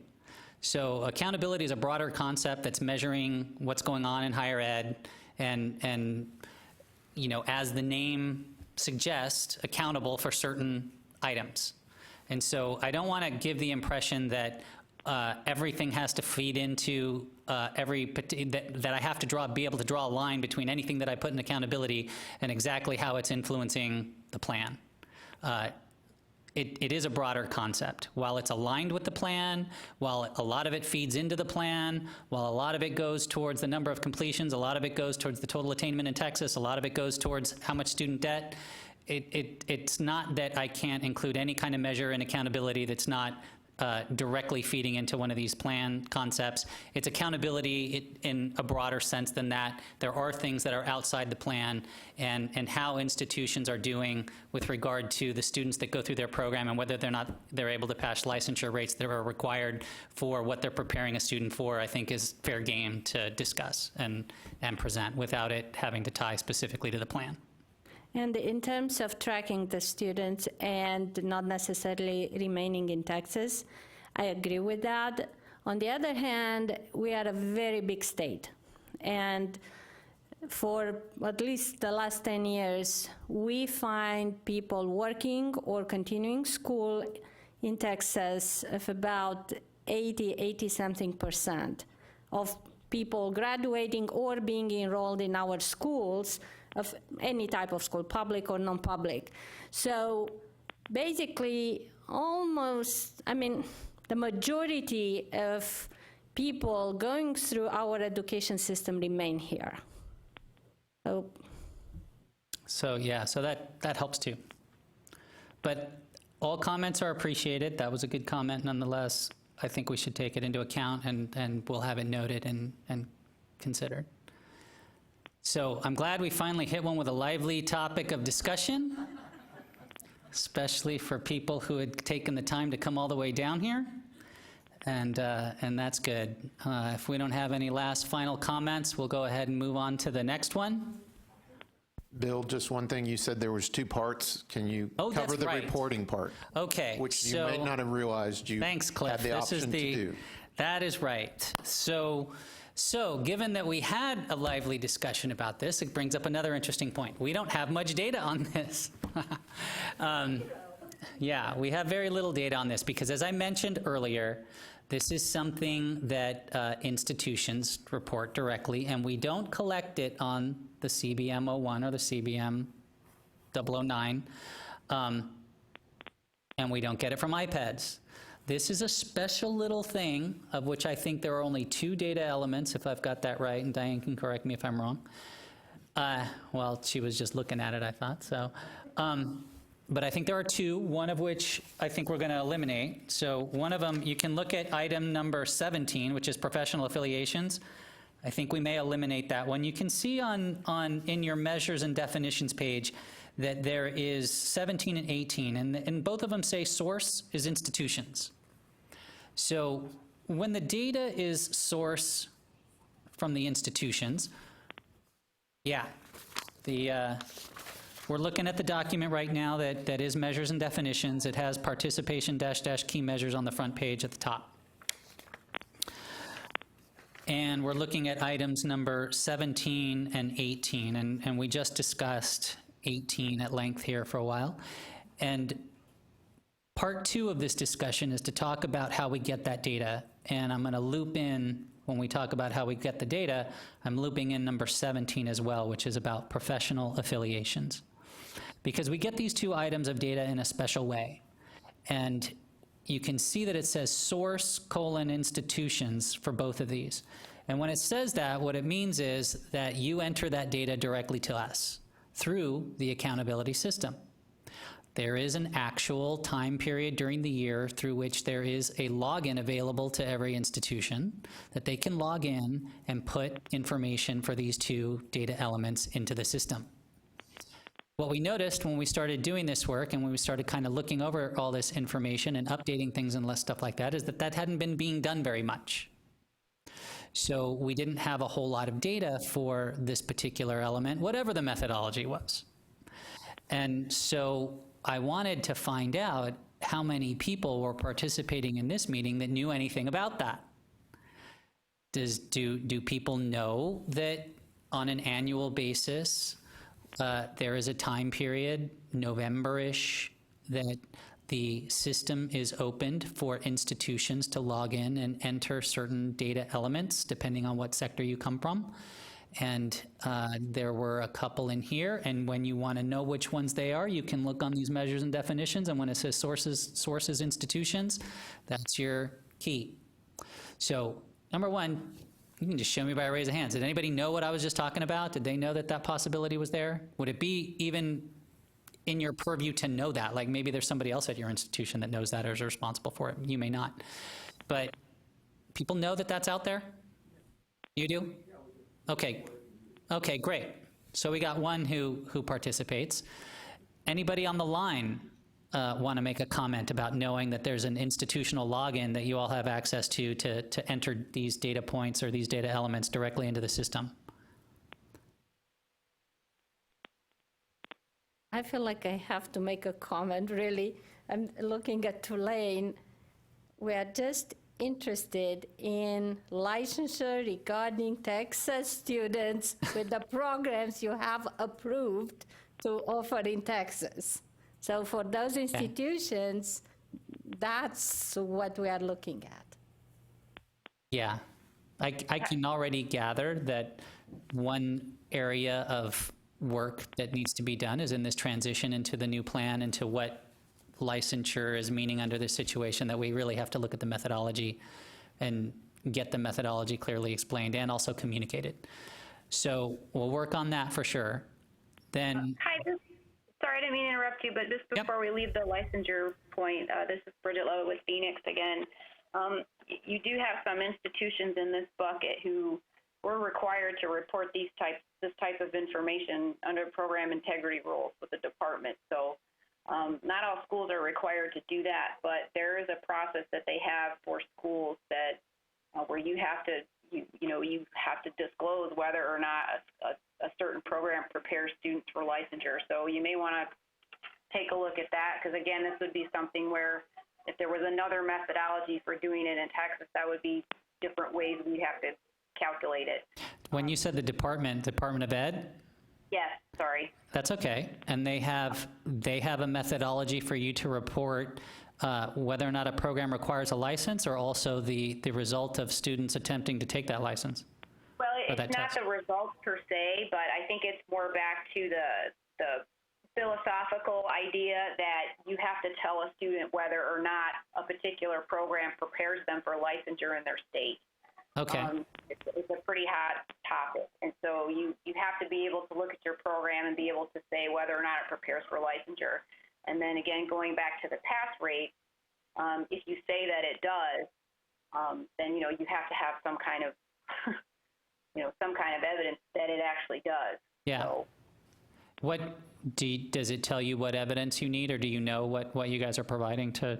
yeah, again, I don't, because I don't do the reporting, but our reporting folks do, because we have to certify as an institution, and there's all kinds of extra stuff we get to do with the Fed. So Okay. And Bridget, just out of curiosity, are you familiar with the institutional login available and accountability to put this data as it is, or as it has been no, in there? our data reporting folks do it. Okay. So, yeah. Okay, let's wrap that. So that's good. I appreciate that, and we've got that down in our notes, and we'll take a look at. And we're always trying to align different reporting obligations that you have. So if we can do that and make that work, and if they have any insight onto how to do this in a way that works, then that's great. For educational licensors, the state keeps the pass rates for every institution in terms of how many attempt the teacher certification and how many pass. So that should be already available to THECB. Yeah, as far as teacher certification, that's right. Okay, so let me just say that you should all know, and if you can share it with your institutions and whoever does the reporting at your institution, and we're going to double down on our efforts to make sure that people know and get information about the fact that there is the opportunity to enter this data directly into the system. For this particular measure, we're anticipating that that is going to continue. There will be further information about how to get your institutional login ID and password if you don't have it, and how that process is going to work, and that people can enter this, and we can zero in on a methodology that works, and so on and so forth, and people can enter it, but that's the facility for which we get the data, and we're going to make everybody aware of it. I think what happened is that it just may have gotten announced and strongly communicated when it initially got started, but it may have faded with regard to particular sectors, or just how often that information was pushed out, and the reporting on it may have sort of slowly tapered off and discontinued. So we're going to bring that back to life and tackle this issue in one way or another, and make sure that we've got a good methodology and a way to get the data. All right.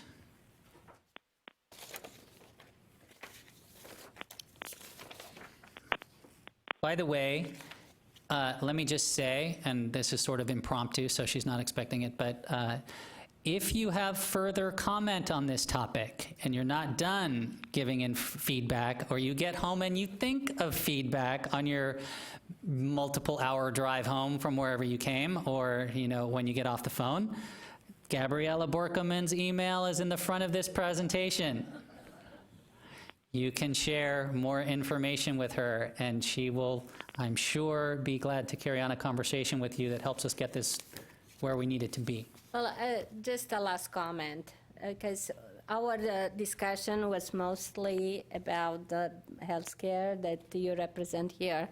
But when we look at licensure certifications, we are looking, for example, Microsoft certifications. That can be a lot of them taken by one person, and may not be really necessary to practice anything, to get a job, but there is an added bump probably in the salary if you do.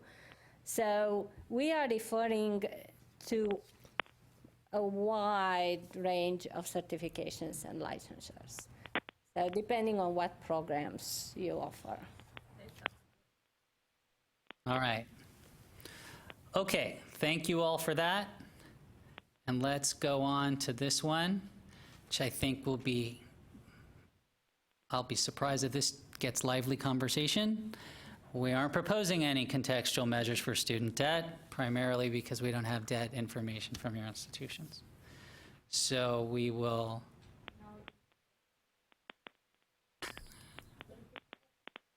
I thought I was stretching it by asking for a fall head count. I don't know what would happen if I asked you guys to share debt data with us. Okay. And then the other category for things that don't necessarily fall under one of the 4 categories that are related to the plan.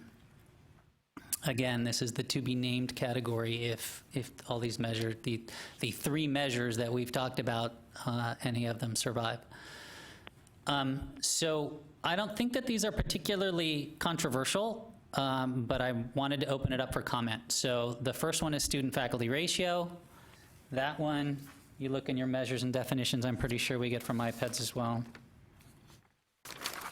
And again, I have, I think, the same comment that I had for tuition.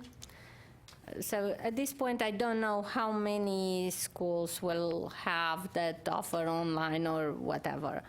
But some schools who I asked that information from said, oh, we don't have a set ratio for Texas only, or we don't have faculty that serve only Texas students regarding these 2 measures.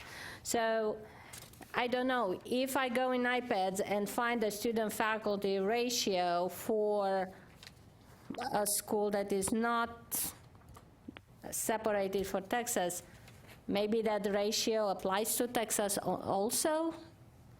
I have no idea if the policy is the same. Faculty, if you don't have assigned faculty specific for Texas, again, it's very difficult to answer this question. So let me just make sure that we're all clear. Both of these measures are, we get the data from iPads. And the student-faculty ratio, I think, speaks for itself. I think you guys know what that is. But faculty refers to just the number and percent of full-time and part-time faculty by race and ethnicity, and also by gender. So we get those from iPads, as Gabriella just said, if it's not separately reported for Texas.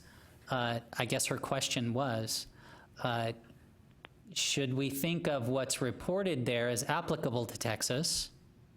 If you're reporting, you know, or if your data isn't broken out for Texas specific and it's just reported there, does it make sense? For the ratio, because for faculty, when you see 2,000 faculty members, definitely does not. For Texas, it doesn't make sense to report it, but for ratio.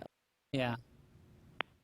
So do people have a comment on that? When you're reporting nationally and you're not breaking it out by state, do we need to follow up and ask you for a state-specific number?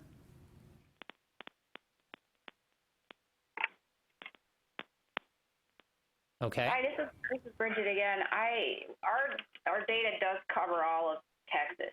So, like for example, the University of Phoenix, Texas IPED student-faculty ratio is 15-1. So that's for Texas campuses in Texas. So I guess, you know, if you're looking in it in that respect, then you could get it from iPads. Okay. But I think part of it is too is how you define full-time faculty, because again, that's not the same for all institutions. So however you define it in iPads, really. Yeah. Because we take it from there. Yep. So it would be 15-1 for us, for example, and that's something we already report statewide. So I don't think that would be a problem. Okay. So I don't think these are particularly controversial, having, you know, presenting the student-faculty ratio or the number and percent of I'm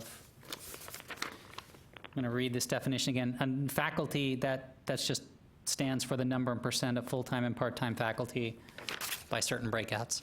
So I don't think of these as very controversial. We could present them. I think people would probably be interested in at least one or both of these. I'm not getting a flare that there's a big interest one way or the other from the group. So that's what we'll share, and we'll see how we move forward on these, unless anybody has any last final comments.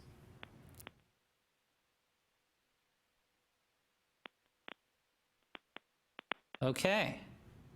We went through the data reporting process. We'll do a summary and next steps part, and so we're at 2:34, so we're doing well. We're ahead of schedule. We're gonna be ending before 3 o'clock. I wanna, I'll save my thank yous till the end, but I definitely appreciate everybody's discussion so far. Okay, so summarizing, I think we got good feedback on, I don't think we had too many issues with any of the key measures. Those all looked pretty good. We'll take a look at that other key measure that was expenditures by FTSE and see how that looks and how that continues to make sense. And again, you can email Gabriella with additional information on that one too if you want. And then in our contextual measures, I think we had some good discussions, especially about the work that we need to do in the licensure area, and that we do need to get the information out about people being able to report that information using the institutional login.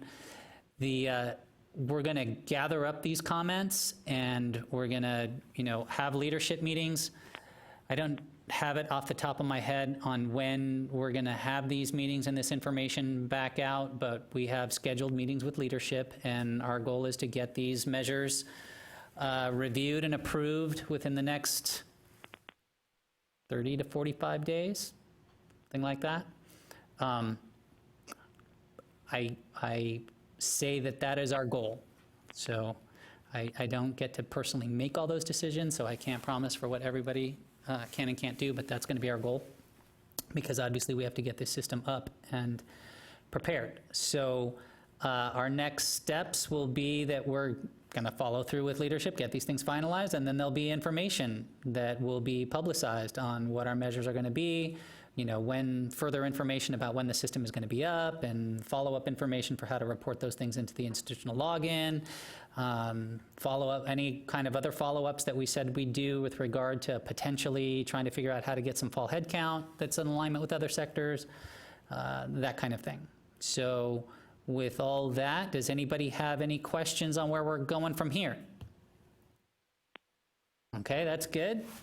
Then at this point, any final comments from either of Cliff or Gabrielle over here? Anything you finally want to share with folks before? Just if Gabrielle is still willing, she was going to give a sort That's of right, a an little tour. overview of our accountability website, including the institutional login, where it's located, so that Okay. when you hear about it, you'll know what we're talking about. Okay, so what we're going to do is we're going to make that optional for people. I'm not going to make you stay here if you don't want to see it or have no interest in that or need to go. But I definitely want to thank all of you for coming down, especially those that came in, but also those on the phone who participated.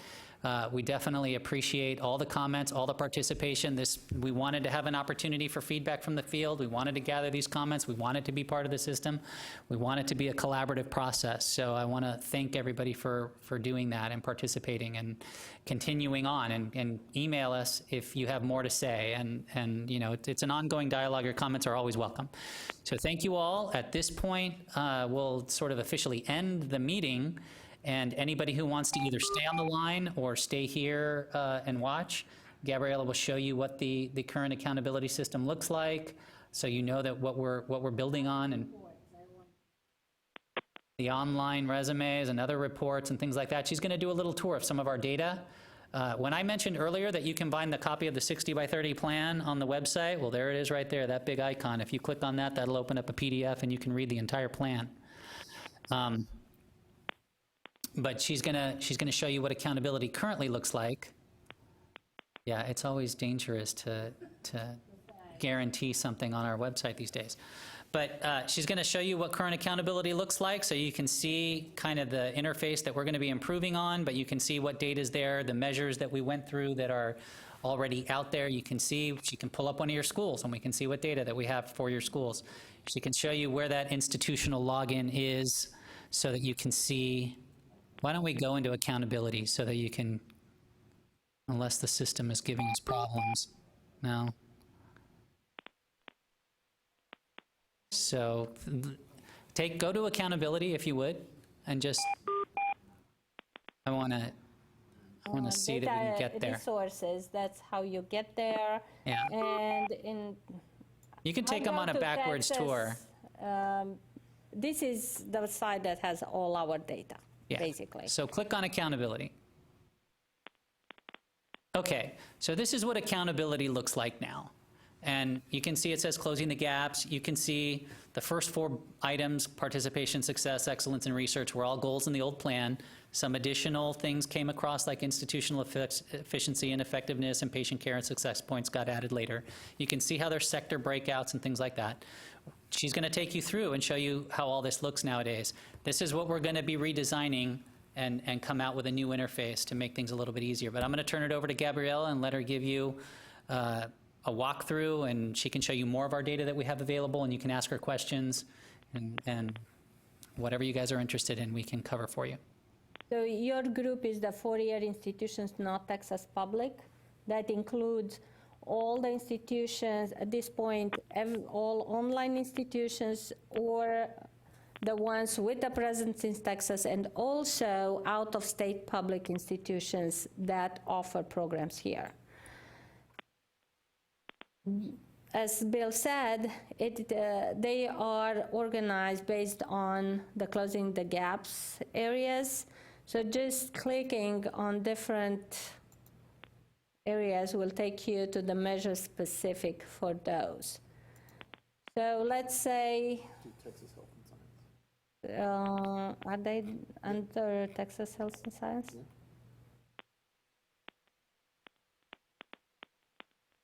So if we select them, you have the fall head count, enrollment status, unduplicated enrollment. Basically, this is what you reported to us. If you hover over this I, it tells you the definition and the source. Like full enrollment status, that's from iPads. The way you reported it there. And the financial aid, the same. The excellence is the one that the faculty ratio we found from iPads, licensure data, we discussed it. So we don't really have information there.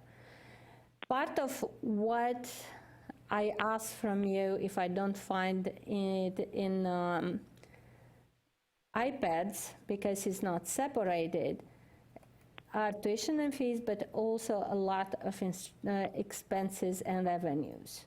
And this is the part where these are located now. Now, this, as you looked through the measures, you saw that we don't really have financial measures in the new accountability. However, we had, where did it go? We have the online resumes that are also required by the legislators to create. And you have your own resumes here. Now, if we can create one or not, I don't know, because I don't think this computer is fully connected or something. Oh,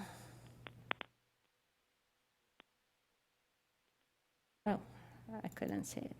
So,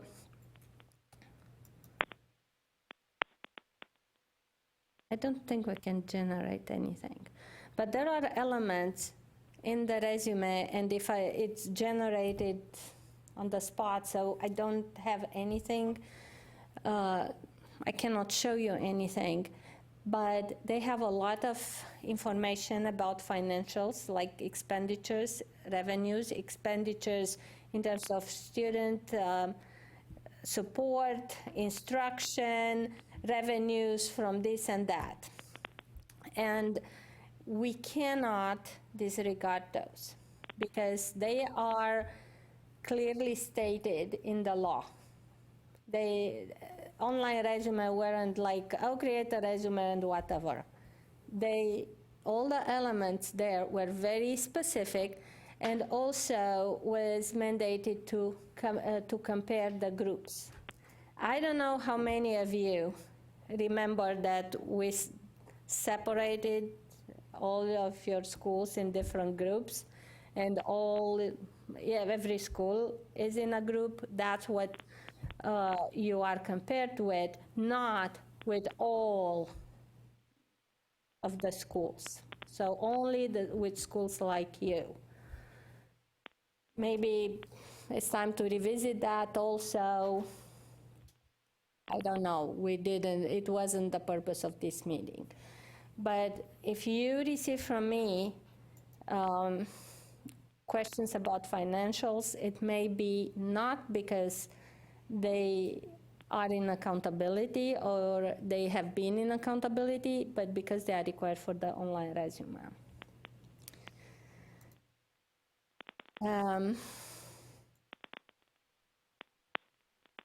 Another report that we create for you is the student follow-up.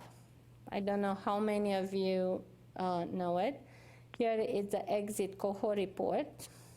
This is always like sort of a year behind, because this report refers to the completers, so the graduates. We call them completers here because it's funny to say undergraduate graduates and graduate graduates. So we call them completers, but they're your graduates. and also the leavers, people who do not return to your institution the following fall. They left without graduating, just left. Well, that's why we are a year behind, because of this difference in time when we get the following fall. We need to wait a year to see whoever is not returning to you in the next fall. Otherwise, it will be, as you said, as you see, we just put 2014 here, because fall 2015 will get it in February 2017. No, So- no, we're going to get, Yes, by the time we have it, it's 17. So we are talking about almost 2 years later. no, we're going to get fall 15 this Yes. December. Right, but by the time we have it, it's February 17. Okay. Okay, so only after that we can put the data for 2015 for your institution. So if we look at the graduate completers, and we pick the same school because we just want to pick on them.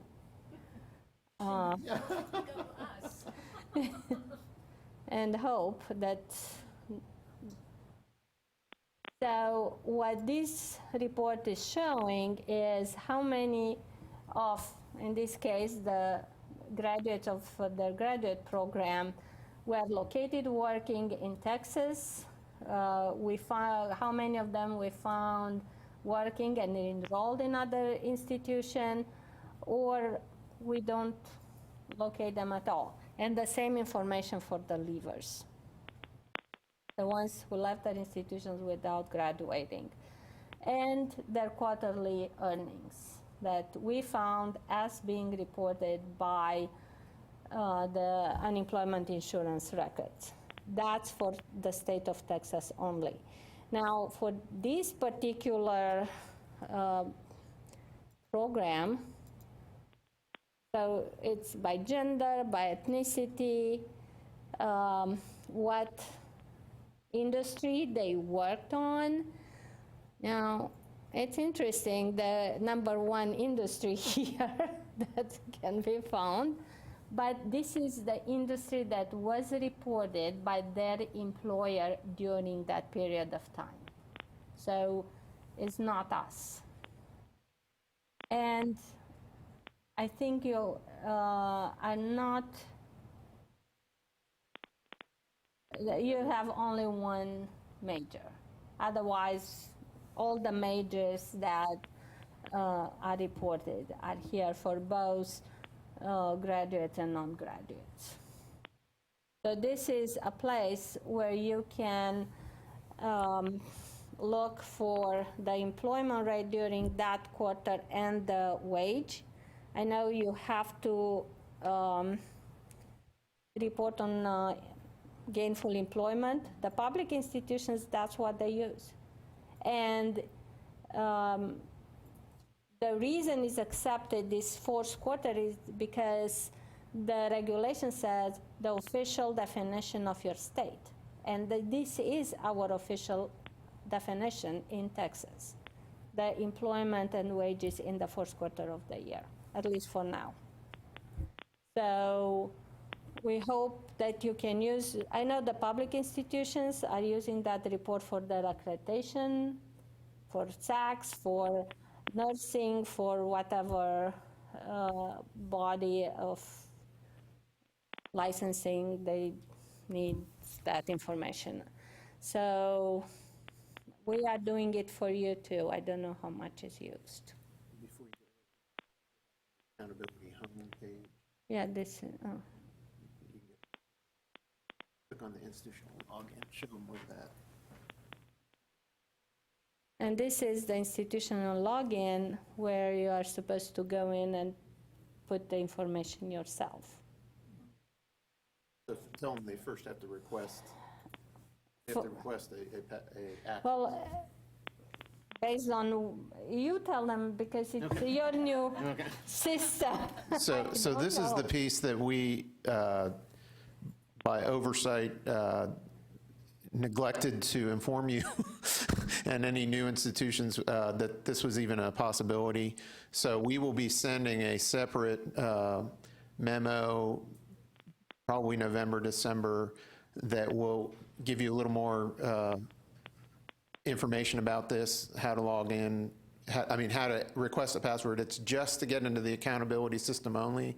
It doesn't have anything to do with the CBM 001 and 9 data reporting, that password.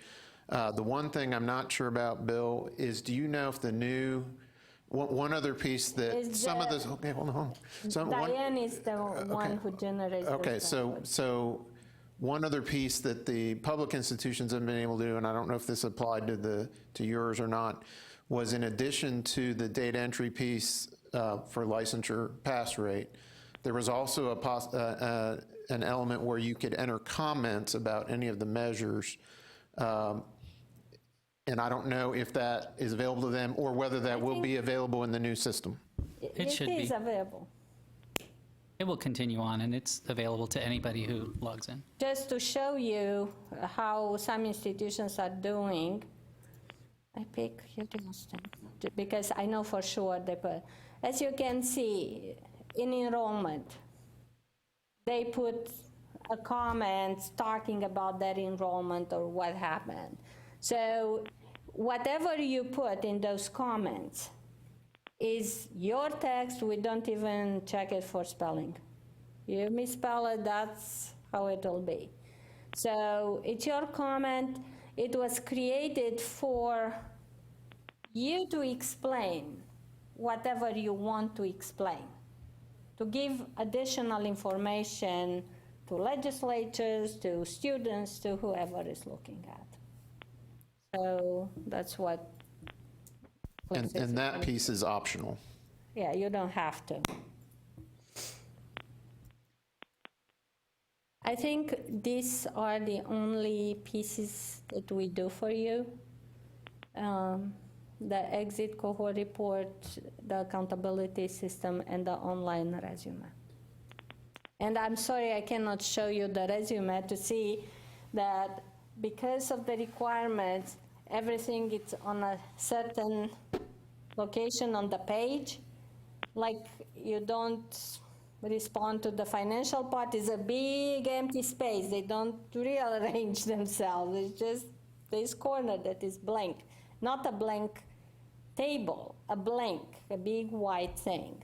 So The online resumes are a one-page snapshot for each institution that give aggregate information about enrollment, graduates, graduation rates, and other things, including a section for peer groups that would give some kind of comparison for your institution, plus it has a link to your website.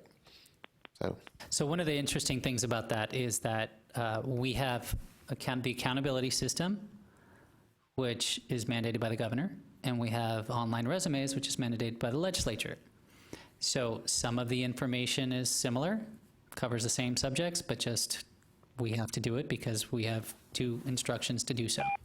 So we've talked today about the accountability system and what's happening there. I think Gabriela wants you to know also that we have reporting requirements for those online resumes, for things that go on those resumes that don't necessarily appear here in accountability. And she they was may going to try not to show you change. one.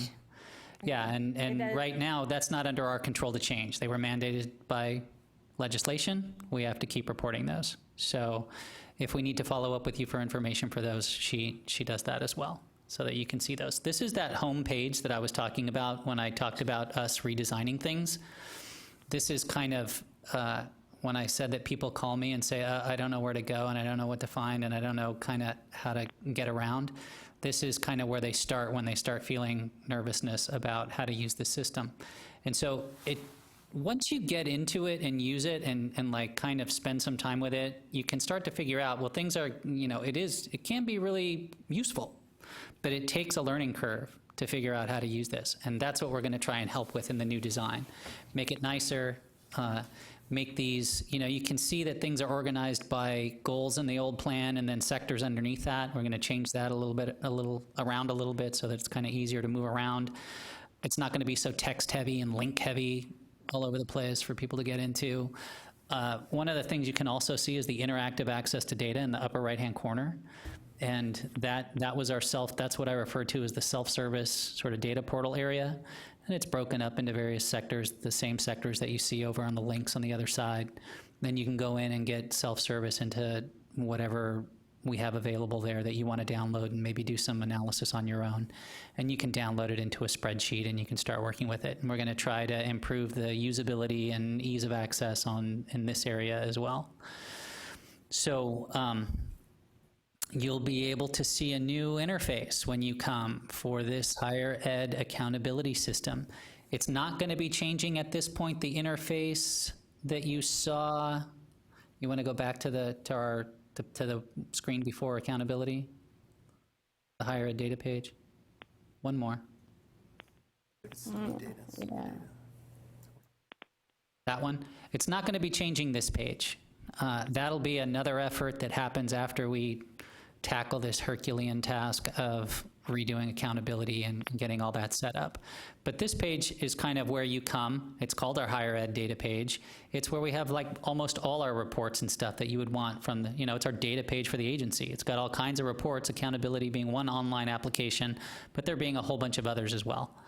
And so that page isn't going to change, but that link under accountability and that interface that you just saw is where we're starting, and we're going to be changing that and updating it and making those. And we'll eventually work our way backwards to try and make this higher ed data page a little bit easier to use. This is where you actually submit your CBM data each year. So the 1 and the 9 that you're submitting in December, information about that submission and the new procedures for how to securely transfer that information to us is located here. And you can find that. And Cliff makes available that little latest news box over on the side. If you want to see new things that we've posted recently, you can go over there and see what the most recent things are that we've posted. We did if you can see back in the summer, we did our last Closing the Gaps final progress report over there. That was like our final kiss goodbye to the Closing the Gaps strategic plan with our final report. And as you can see, that was in July of 2016. And so next year, we will have I don't know the name of it yet, a 60 by 30 text progress report, that type of thing. It'll swap right over into the new one. Other things, she was just showing you I think you were just on the ASELFs page. But anyway, those are news items. Other ways to get around there. So unless anybody has any questions or anything like that, I want to thank you guys for sticking around for the tour who was interested. Otherwise, I think we're all done. So thank you guys. We're even 2 minutes early for including a demo. So that's a good thing. So thank you guys. I don't know what the weather like outside. Hopefully it's nicer than it was this morning and you can all get home safely. Thanks. Because we cannot really